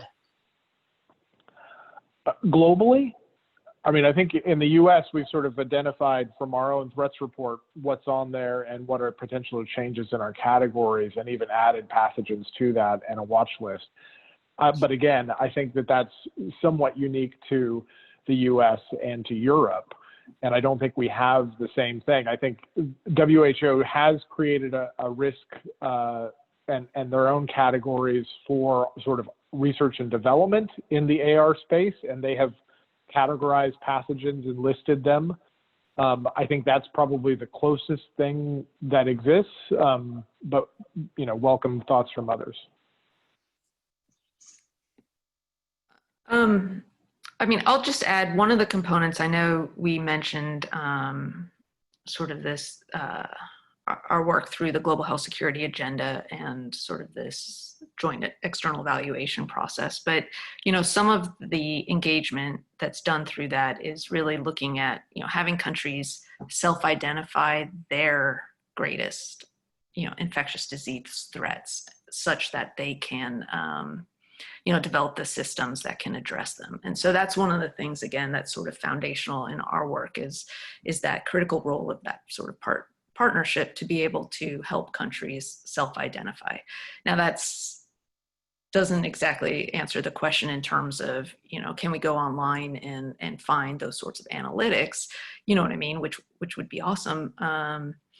But I think that these are the types of things that maybe are, geared at some potential recommendations in terms of what might help, inform, like really being able to kind of get those sort of landscapes if we're looking internationally in terms of that sort of resistance profiles. And again, the only thing I would add is that, sure, for the DoD, they do kind of keep track of that. And so for the regional folks that are going places, the MRSN can provide, what is circulating in that area, or if it's somewhere new, do we have information from one of our overseas labs, genetic information to suggest what's circulating in that area. But that's available, that's sort of a locally DoD available thing. And short of, scanning the published literature, I don't know of an organized fashion in which people could easily access this. And that would be a useful thing, I think, to have.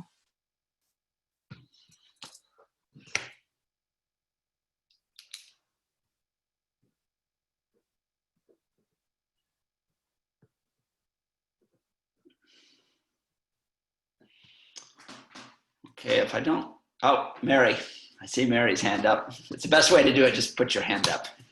I'll try to catch it. Go ahead, Mary. Get unmuted. Okay, thank you.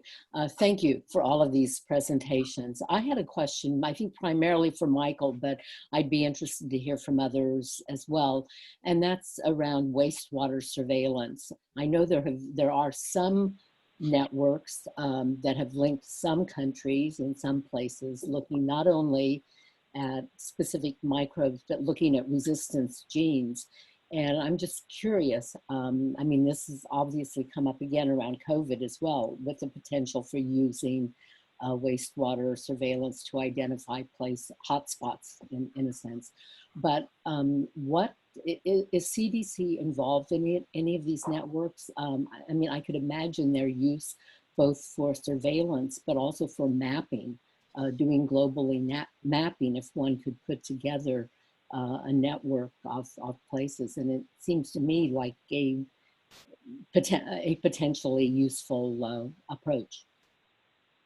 Absolutely, and thank you for bringing it up. It is an area that we are looking at, and in fact, pre-COVID, we had a research project with the University of South Carolina that actually has had sort of multiple dividends. So the research project was originally to sort of start up AR surveillance at a wastewater treatment plant, both to sort of identify, can we detect these pathogens, can we detect these genes, and what is sort of the possibility of using this as a surveillance tool in a community? What does it ultimately mean? We've also done some of these things in terms of looking at effluent coming out of specific hospitals to try to determine what is, what's going into the environment, what are the issues that are going into waterways, whether there's antibiotic runoff, what's the resistant pathogen runoff, and ultimately, from our perspective, is there a mitigation opportunity for individuals who are exposed to this? Is there a mitigation that we could do at a healthcare facility or at a water treatment plant? What are sort of the things that are needed? This is, of course, an important question for us in the United States. The the complexity of it, as I sort of noted in my presentation, increases even more significantly overseas, where you may not have wastewater treatment plants, you may not have regular plumbing. And so, you know, your detection of those things and your mitigation is even more complicated by sort of access to clean water in the first place. But that study at the University of South Carolina, I would note, was successful in its first year, and we're actually supporting its second year in terms of identification of some of the AR pathogens. It also formed the basis for what I think folks have read about as CDC is now standing up COVID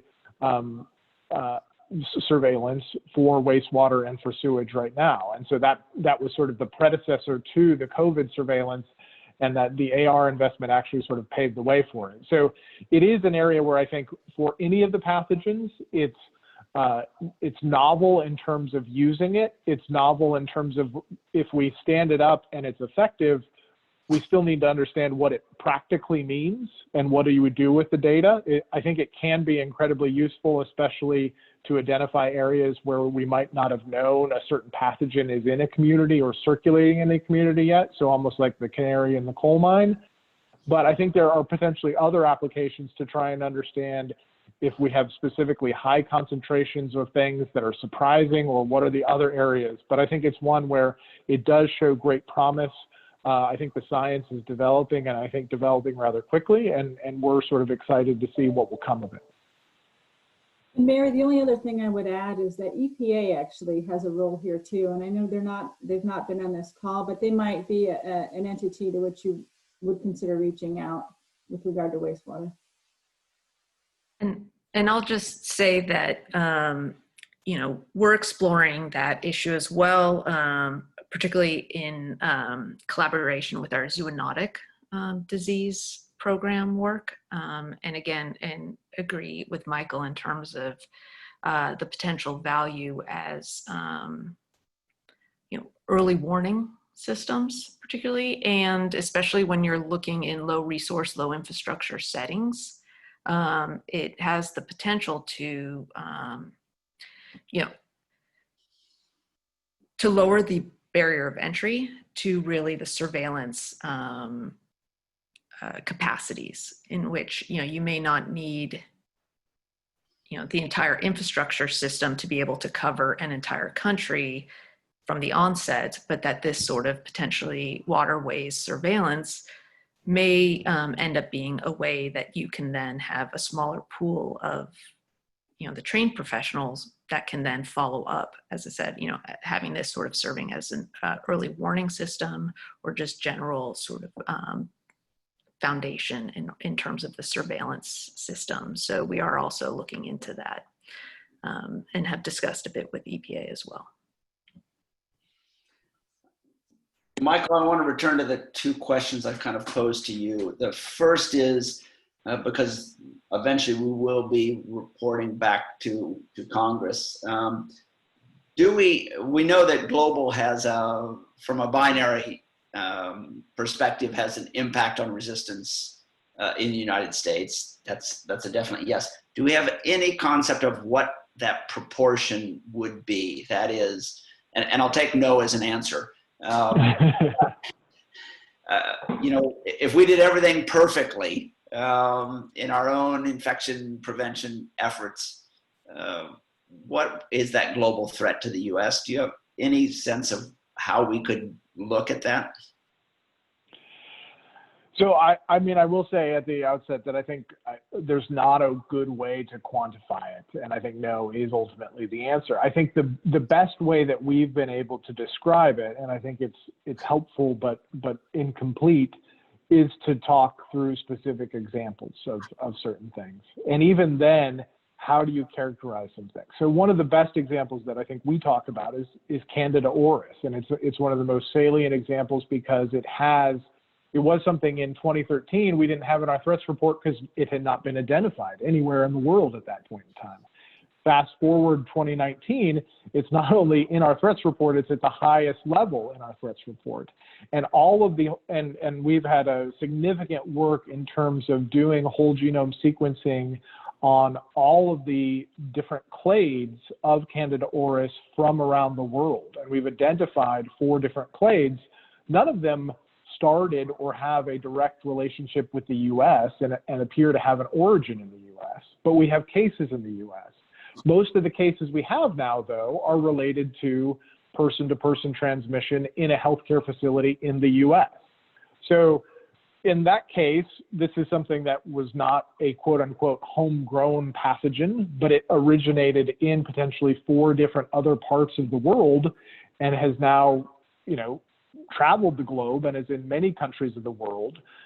I don't think we need to pin the blame on those 4 countries in any way, because most of the issues that we deal with now with Candida auris are related to our own efforts and things that we need to do as a country in terms of improving infection control, better addressing antibiotic use, in this case antifungal use, and doing more. So it is a challenge, because there are certainly examples where we can point to something like that and say, well, that came from over there, which is a true statement. But just like with COVID, we can say it originated somewhere, but the practical implication of that for us now doesn't really matter. It's here. We have to deal with it. We have to address it, and parsing it, I think, can lead to some not productive conversations in terms of, who's to blame or what do we do about it. I think fundamentally, we always go back to every country has to address this issue. Every country has to be involved in doing this, and we have to do better collectively if we're going to see global gains on these things. All right, thank you, Michael. I have one more question, then Eleftherios has a question, and Marta has a question. So I just want to come back to that question about that 84% of the US hospitals have met the requirements for antibiotic surveillance, infection control. What about the 16%? What do we know? Do we know what the barriers are to universal adoption of those recommendations? Yeah. So these are our antibiotic stewardship core elements, and we have them for a lot of different settings. The data I had in there specifically was about the hospital setting, and I'll have to look at, and we can see if we actually have an update on that. We might actually be above 84% now. I think we are, which is good, but we're still, to your point, not at 100%. And I think that the thing that we see for adoption of antibiotic stewardship issues in healthcare facilities, especially hospitals, it does come back to resources. And I think that the facilities, especially on the hospital side, that have had the hardest time incorporating and doing the stewardship things that they need to do are critical access facilities, rural facilities where they don't necessarily have the infrastructure or the personnel at hand to be able to do that. We are going to be doing a deeper dive into those core elements, and there are, I think, 7 core elements, and the 84% represents those who have essentially adopted all 7. But we are going to do a deeper dive into the analysis to see which ones are maybe at above the 84%, where people seem to be doing well, and then which ones people aren't doing as well on, and what are some of the roadblocks there. And we can certainly share anything that comes through that analysis. Yeah, thank you. Knowing those roadblocks would be really helpful in terms of recommendations that may alleviate that. We have 3 questions kind of lined up here. Dr. Milanokis, and then Gomez Chiara, and then Dr. Okeke. So Eleftherios, you first. Thank you, Michael, and other participants. I was wondering if you can give me your thoughts about medical related travel. We have had cases of very resistant Klebsiella coming from India. You have seen the numbers, and we had actually microepidemics that necessitated the whole infection control intervention. So we have a personal experience with that. And I was wondering, this is a very difficult problem to tackle. Any thoughts would be appreciated. Thank you. I would thank you for bringing it up, and I would agree that medical tourism is a big challenge, and it has a lot of different factors, and we see it from a lot of different angles. There was a well-documented outbreak that the Washington Post profiled, I think, last year or 2 years ago, about folks who were going to Mexico for bariatric surgery. because it was cheaper in Mexico. And they were all coming back with extremely drug-resistant infections. And they were sort of identified because we found these drug-resistant infections because of our AR lab network, and we sort of pieced them together and found these relationships across multiple states, and did the sort of epi interviews behind that with our state partners, and found that they all had sort of a commonality of not just going to Mexico, but going to a specific facility for these procedures, and those facilities had been marketing in the U.S. to individuals to come and get those things done. And I think there were deaths associated with it. It was a large and challenging outbreak. And I will say that that's something that our guidance to healthcare professionals, especially about drug-resistant infections, we do ask them to ask patients about travel, especially travel that involves overseas healthcare. That is one of the risk factors that we've identified for some of these extremely drug-resistant infections.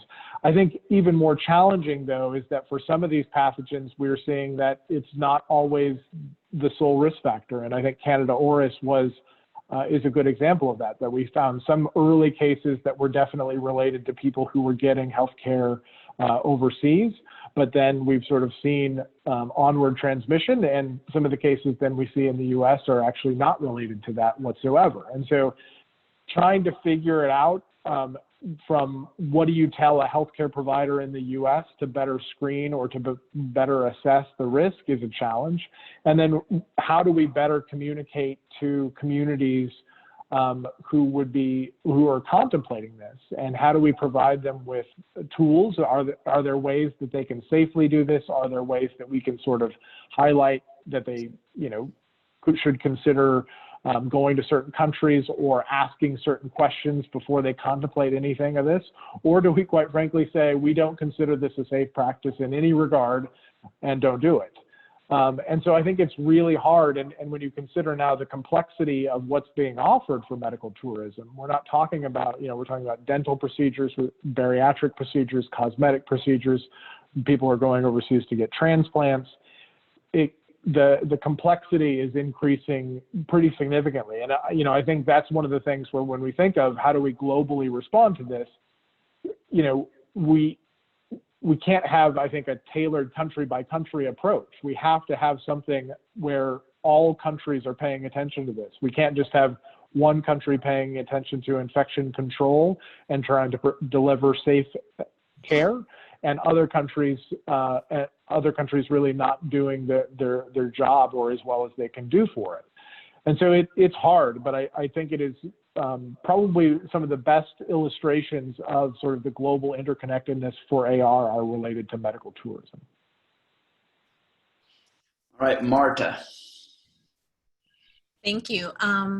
My question kind of relates to what has been discussed so far. I'm wondering if the agencies, everybody could provide me an overview of what you think are the major challenges and opportunities to tracking the original source of this AMR infections, not just how they are transmitted, but where they originated, and what is the relative contribution of food versus environmental versus medical or human transmission for the most important AMR bugs. So I know it's a very broad question, but just some thoughts about that will help. Just try to figure out where the major risks for the origin of those isolates may be. So this is Michael. I can certainly offer some perspective, and I think just like Guy's question about what is sort of the domestic versus global origin, we're always asked, what is the proportion of resistant infections that are related to different sectors, and there's not good evidence. And in fact, we live in a diverse ecology, and I don't know if it's quite frankly knowable in a way where it's clean and we could give an answer without a million caveats to it. I think one thing that we would generally say based upon the US experience, and I think it is a generally true statement, is some of the most deadly and common resistances that we see are in healthcare. That's certainly true of the pathogens that we see in the AR threat report, and they are healthcare associated infections. Some of those infections and those pathogens, though, have gone outside of healthcare and are now being transmitted in the community. So then that makes it a question of, well, is that really a healthcare pathogen or is it a community pathogen? It's something that we have a lot of things that were typically a healthcare associated infection, but now they are being transmitted in a community setting. One thing that we highlighted in our threats report last year is a pathogen, ESBLs, and this is sort of the precursor to CRE, which are extremely resistant and extremely deadly. These are the pathogens that had commonly been transmitted in healthcare settings, but more and more we're seeing them outside and being transmitted outside of healthcare in the community. And these are the pathogens that by and large are the drug-resistant urinary tract infections that disproportionately affect women. And those are now, being readily transmitted in community settings. For a long time, we considered them really just a healthcare pathogen. So it's important for us to understand the sources of things and the relative contribution, but at the end of the day, we also have to recognize, and I think that's why we always go back to the statement of this is a One Health problem, is that we are in a dynamic ecology. And quite frankly, focusing on one area and, can help us maybe make improvements in that area, but we have to recognize that there are interconnectedness here and that all of these things, we really have to make advancements in every area, whether it's, veterinary medicine or human medicine or in agriculture or in the environment, if we're going to truly see progress across the board. And just adding to that, and this is a point that Michael had raised before also, was, again, recognizing that sort of complex environment and the challenges, in terms of sort of the surveillance, underscores the importance of the infection prevention and control side of the paradigm, and that's one throughout the systems, whether that's, related to, food security and food safety. All of these components, the infection prevention and control side is both, supports the overall kind of health, whether it's animals, humans, in the environment, but also the issue of, sort of reducing the threat of resistance. And so that's just one of the ways in which, an aspect of trying to address that complexity is also trying to work at the front end just to reduce the incidence of infection in the systems from the beginning. All right. Next, Dr. Okeke, and then Dr. Supir has a question. So, Dr. Okeke. Thank you. This question is for Michael, actually, from the CDC.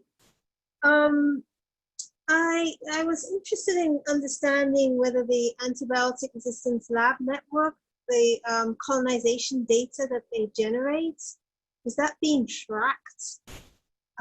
Is it accessible? And then who exactly gets tested? Is it just suspected outbreaks or is it new admissions?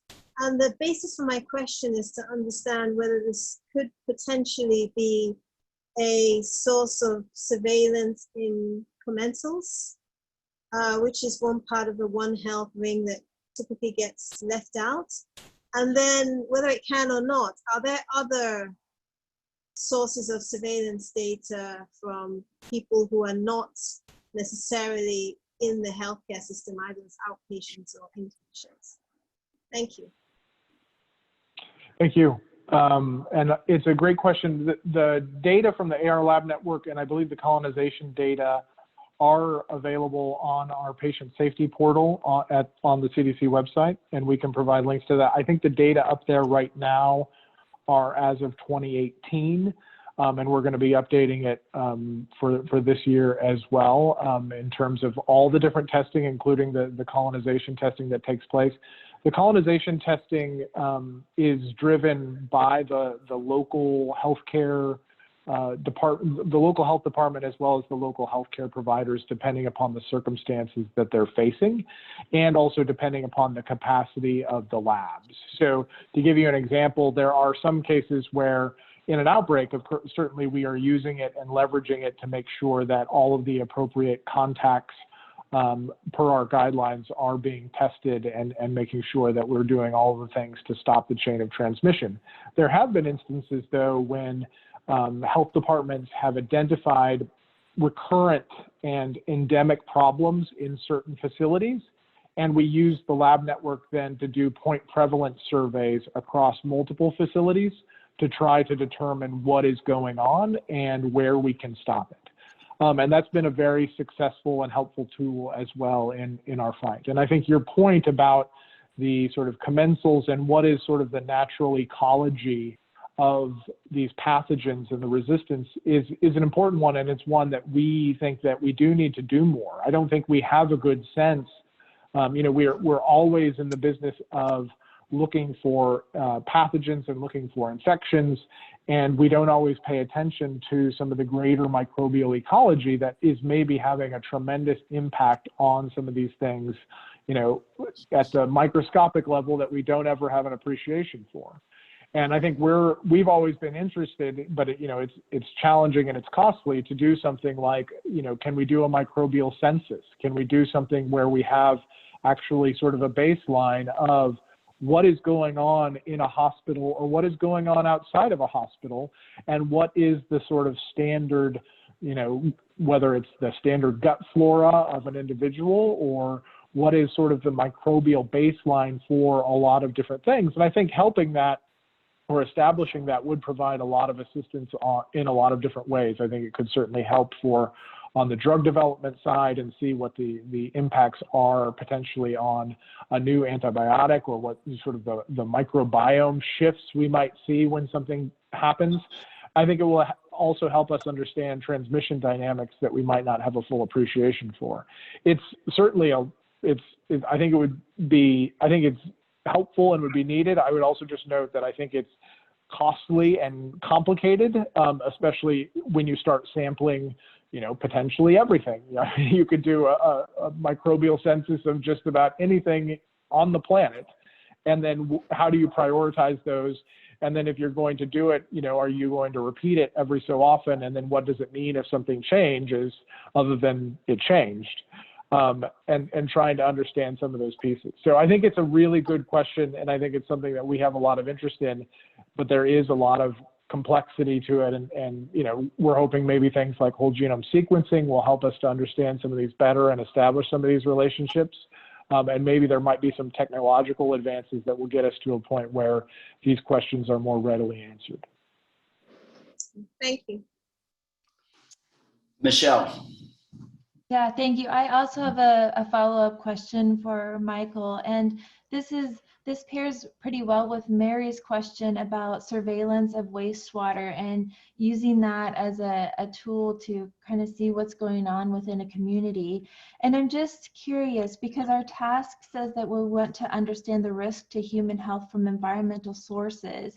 And so what kind of tracking are we doing, out in the environment? And then what kind of risk assessment is being done, from, so I'm thinking, beyond the discharge points, what is the risk of transmission that's occurring, from recreational sources? And so just curious if you could comment on what kind of tracking or data we have on this kind of exposure.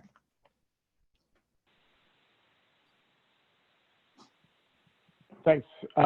And again, I think it's a great area where we have a lot of research ongoing, and we've supported a lot of one-off single projects with academic researchers on a lot of these different pieces, and are trying to do some intramural research ourselves, looking at recreational waterways and taking samples and trying to identify what we find there. There's certainly a lot of mixed issues, and it's very complicated in terms of seeing what that is. And I think the challenge that we always have in public health is if you identify that there's a pathogen in a river, what does that actually mean for risk for the person? Does it mean that they shouldn't swim in that river? Or does it mean that that has been there all along and that it's just part of the ecology?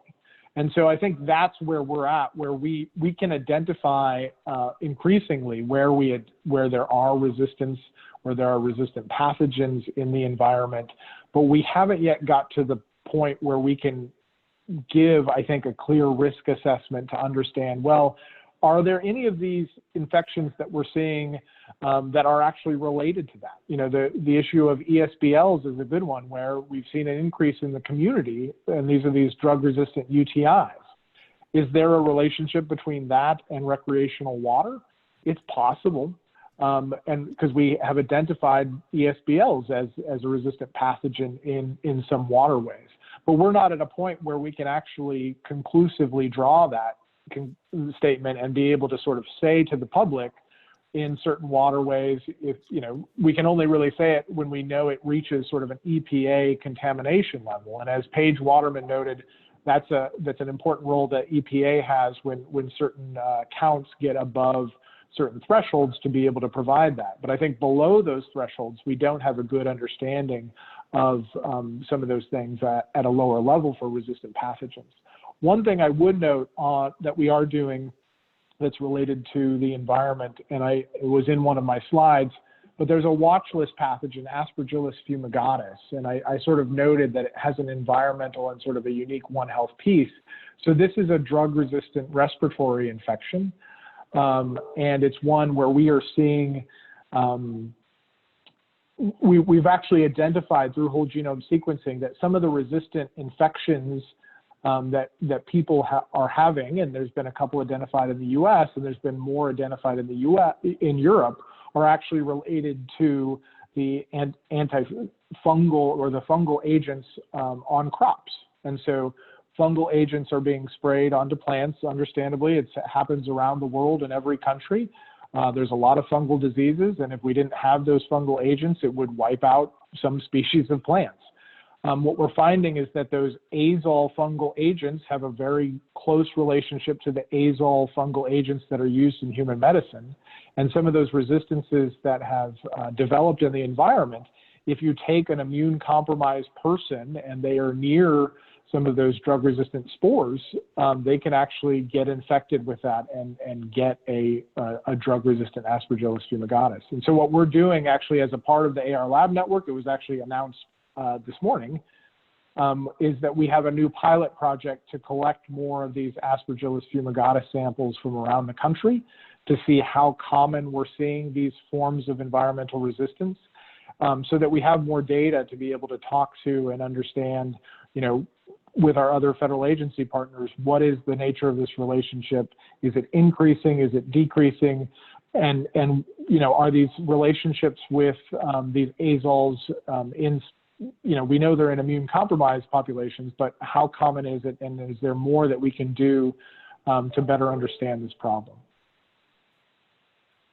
And I just would like to note, you know, two things. I mean, one is that if you're interested in some of the work also that's being done, you know, in terms of wildlife, then you may want to reach out to USGS along with EPA for the environment.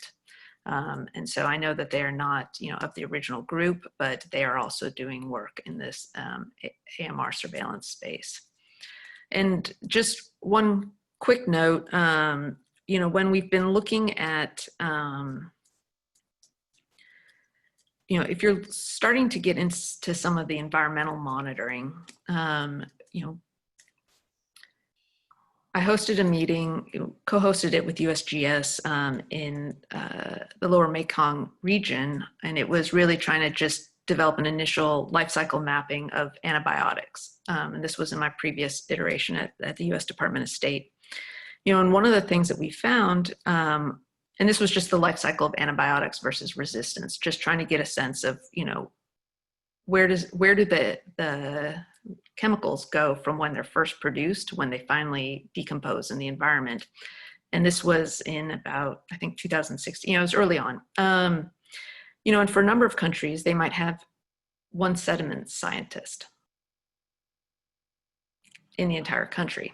And so, you know, this gets into also just, you know, when we're talking about a lot of these issues, once you start getting into really the environmental side, you know, the workforce available, the resources available, you know, are very low. But I think that there may be opportunities in terms of, you know, sort of the potential to leverage some of the 21st century technologies to create communities where if you are the only, you know, researcher in your country, you know, then you can actually have a community that may be an international one to help advance, you know, the science and also, you know, look not just only to the high-end solutions, but also the low resource, low infrastructure setting solutions to be able to do this sort of potential environmental monitoring. Thank you.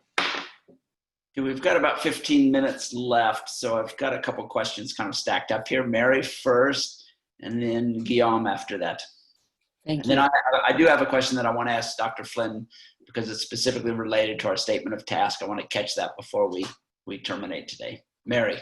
I will make this brief. We're talking about antibiotic usage in humans, in animals, multiple countries. We're talking about measuring resistance. Are there any barriers created because of metrics, because of the measurements we are using? Are these aligned so that different groups are able to communicate efficiently with each other? And does work need to be done in that area so that we're all talking the same language in a sense?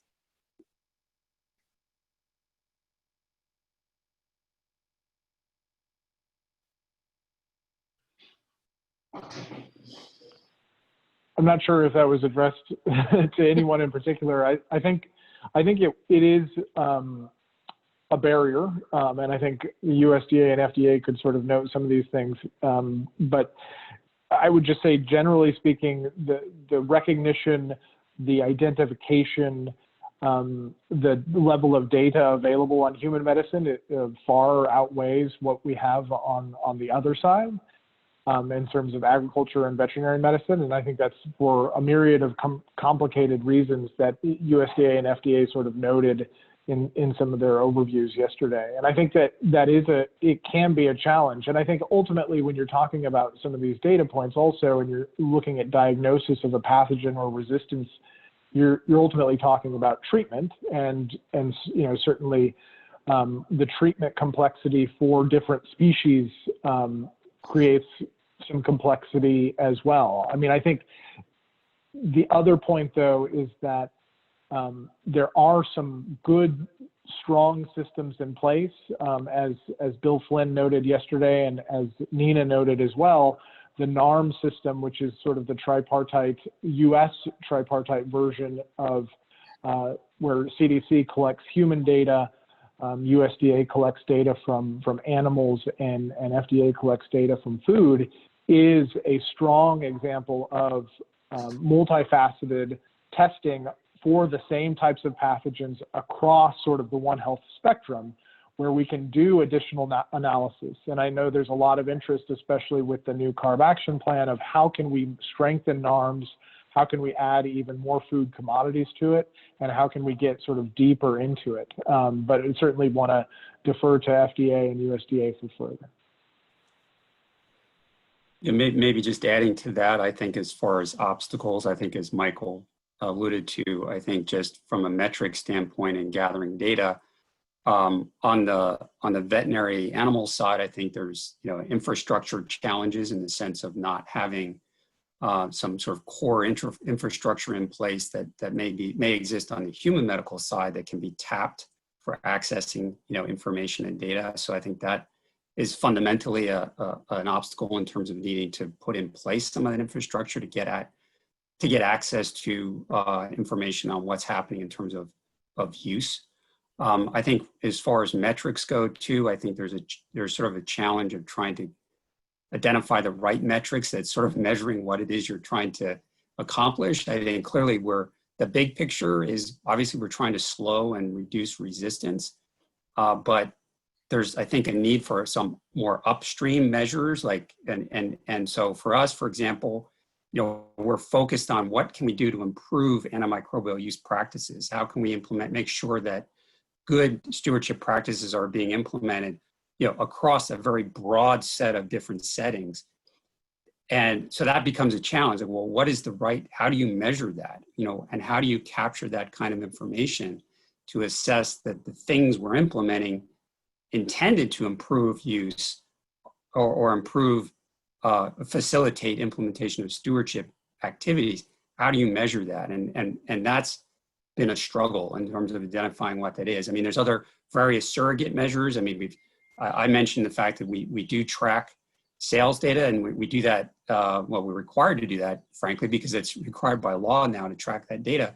But again, it has its limitations in terms of what it actually tells us. And I think we feel we need to be careful about, relying too heavily simply on a single data point.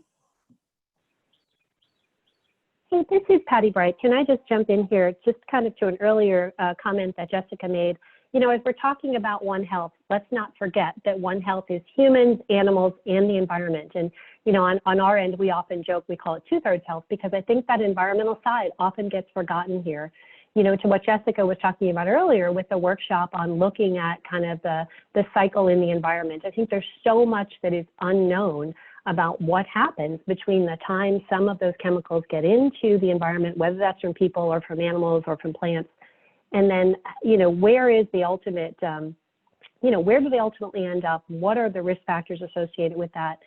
In terms of sales, earlier, again, to Jessica's comment about the workshop in the Lower Mekong, I think one of the things that really came out of that was the lack of information about what antibiotics are even being used. So, part of the discussions we had there was on aquaculture, for example, and many of the farmers talked about, or the scientists talked about, what farmers do when they're having an issue is they go down to their local market, kind of their 7-Eleven, they tell the clerk what the issue is, the clerk goes in the back, gets a brown bag and hands it to them. Nobody knows what's in that bag. They're not necessarily explicit instructions about how much to use. So, I think there's a lot of issues there that still need to be teased out, and you're right. I mean, we need to be moving upstream to understand this, and I think part of that upstream is really trying to figure out what that environmental component is. So I just, I really encourage you as you're going forward to try to keep that integrated into the work that you're doing. Thank you. And this is Michael. I actually wanted to add one thing there that I couldn't agree more on the environment, and that's a huge area where there are tremendous gaps in knowledge. And I think we need to fill those not only with our U.S. perspective, but we need to fill those with a sort of global context, because the environment issues are challenging in each country and vary significantly.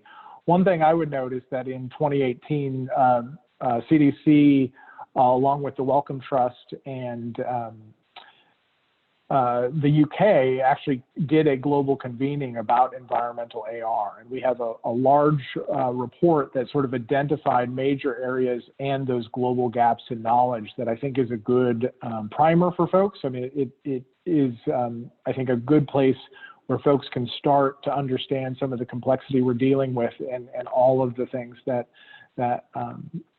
were just sort of noted in terms of the gaps of knowledge, which are really extensive. All right, Guillaume. Okay, so I will try to be quick. My question is about medical prevention, because it's a way to curb antimicrobial resistance by curbing antibiotic use. So specifically in the animal sector, I was wondering if there were specific initiatives targeting to medical prevention, such as nudging vaccination and so on. And if you have measured the impacts of such initiatives and the data that we could rely on or that we could use as a source of inspiration. So maybe my question is for the representative of FDA or USDA, if there is someone on board today.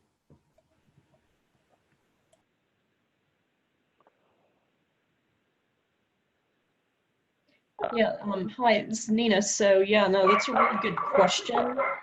Whether we have specific data, we'll have to check on that and get back to you regarding success of vaccination campaigns and how helpful that is. I need to get back to you on that one, thanks. Unless anybody else, any other colleagues on the phone have information on that. Thanks.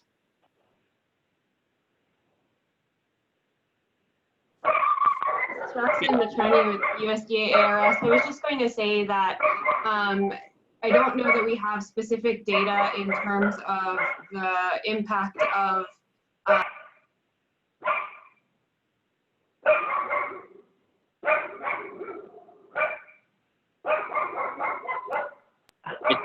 A real Zoom call without a barking dog. that was not my dog for once. I will just say that the USDA ARS program has been, our research program has been heavily involved in terms of looking at alternatives to antibiotics, and worked with the OIE and other groups to identify the animal diseases that would most benefit from better vaccine programs, and that having better vaccines would potentially decrease the use of antibiotics. And so much of our research program within the animal health program is targeted towards development of vaccines for many of those diseases. So we use those as guidelines in order to prioritize our research. But you are right that it is critically needed. The economic impact is critically needed, I think, in order to justify sort of the return on investment for a lot of these research programs. Thank you. We just have a couple minutes left, but I did want to ask about, I wanted to ask Bill about breakpoints for animal pathogens. That was something specific in our task, that there's certain animal pathogens, you know, we have established breakpoints for some, we have them for many human pathogens, but how, what's the process for, and the constraints to getting good breakpoints, antibiotic resistance breakpoints for animal pathogens? Yeah, that's a good question. I think we differ a bit in terms of our colleagues at CDER who you know, work directly on establishing breakpoints in relation to products for humans. We don't have a similar process in place for animal drugs as far as FDA setting breakpoints, but we do work with and have representation with the CLSI. And there's a component of that that does focus on veterinary breakpoints and do contribute to that. But I do agree that more, you know, more information, more breakpoints would be of benefit. Any other comment on that? And then one other question, again, just a very quick one, is we've talked a little bit about point of care tests on the human side, but on the animal side, point of care or PIN side, or you know, any point of transfer of animals, et cetera. Any Yeah, again, I think another area that there's better availability of tests that are more animal side tests or cow side tests, or certainly would be helpful. I mean, I think certainly veterinarians utilize diagnostics, utilize diagnostics now, but I think that's another area where I think there's room for improvement. Again, our FDA's role and with regard to diagnostics is a bit different in terms of what role we play as far as our not having pre-market authority for devices, but yeah, another area where I think there's opportunity for improvements related to that. And while I'm speaking, I just wanted to throw in one plug. I know it was a mention of NARMS and the environmental sampling. And Michael made mention of and no, that's a collaboration between FDA, USDA, and CDC, and efforts to try to enhance or expand that program. I would note that one of the expansions, the NARMS program recently put out a strategic plan and is a public meeting scheduled this in October. And one of the items in that plan is expanding the program to do some environmental sampling. We've established some collaborations with EPA, while not necessarily wastewater, but looking at surface waters. Again, with this sort of One Health view in mind, in terms of how can we expand that program to get at other sources of sampling to look at. Right now, NARMS is primarily looking at foodborne pathogens and looks at isolates from humans, animals, and different food commodities. So obviously, this would be a bit of an expansion into a different realm. And again, are working with EPA on that. All right, we are coming rapidly to the end of our time. But I want to thank those who presented today for the information. If you have other information that you think your presentations, but other information or references that you want to provide to the committee, you do have Jillian's contact information to provide that, and then she can provide it to the committee. And we really welcome the information you provide and perspectives you can use that will help inform the committee as we move forward. So again, I want to thank all of you. Committee members, I'm just would ask you to look carefully at our agenda for tomorrow and the key points there. So a little homework assignment to work through those so that we can make the best use of our time, because tomorrow is very critical to make sure that the presentations we've heard the last 2 days have as much value moving forward as possible. So Jillian, unless you say we need to say something else, I'm going to close the meeting. She's just smiling, so that sounds good to me. Yes. Okay. All right. Again, thank you very much, and enjoy the rest of your morning, afternoon, or evening. So. Bye, everybody. Take care.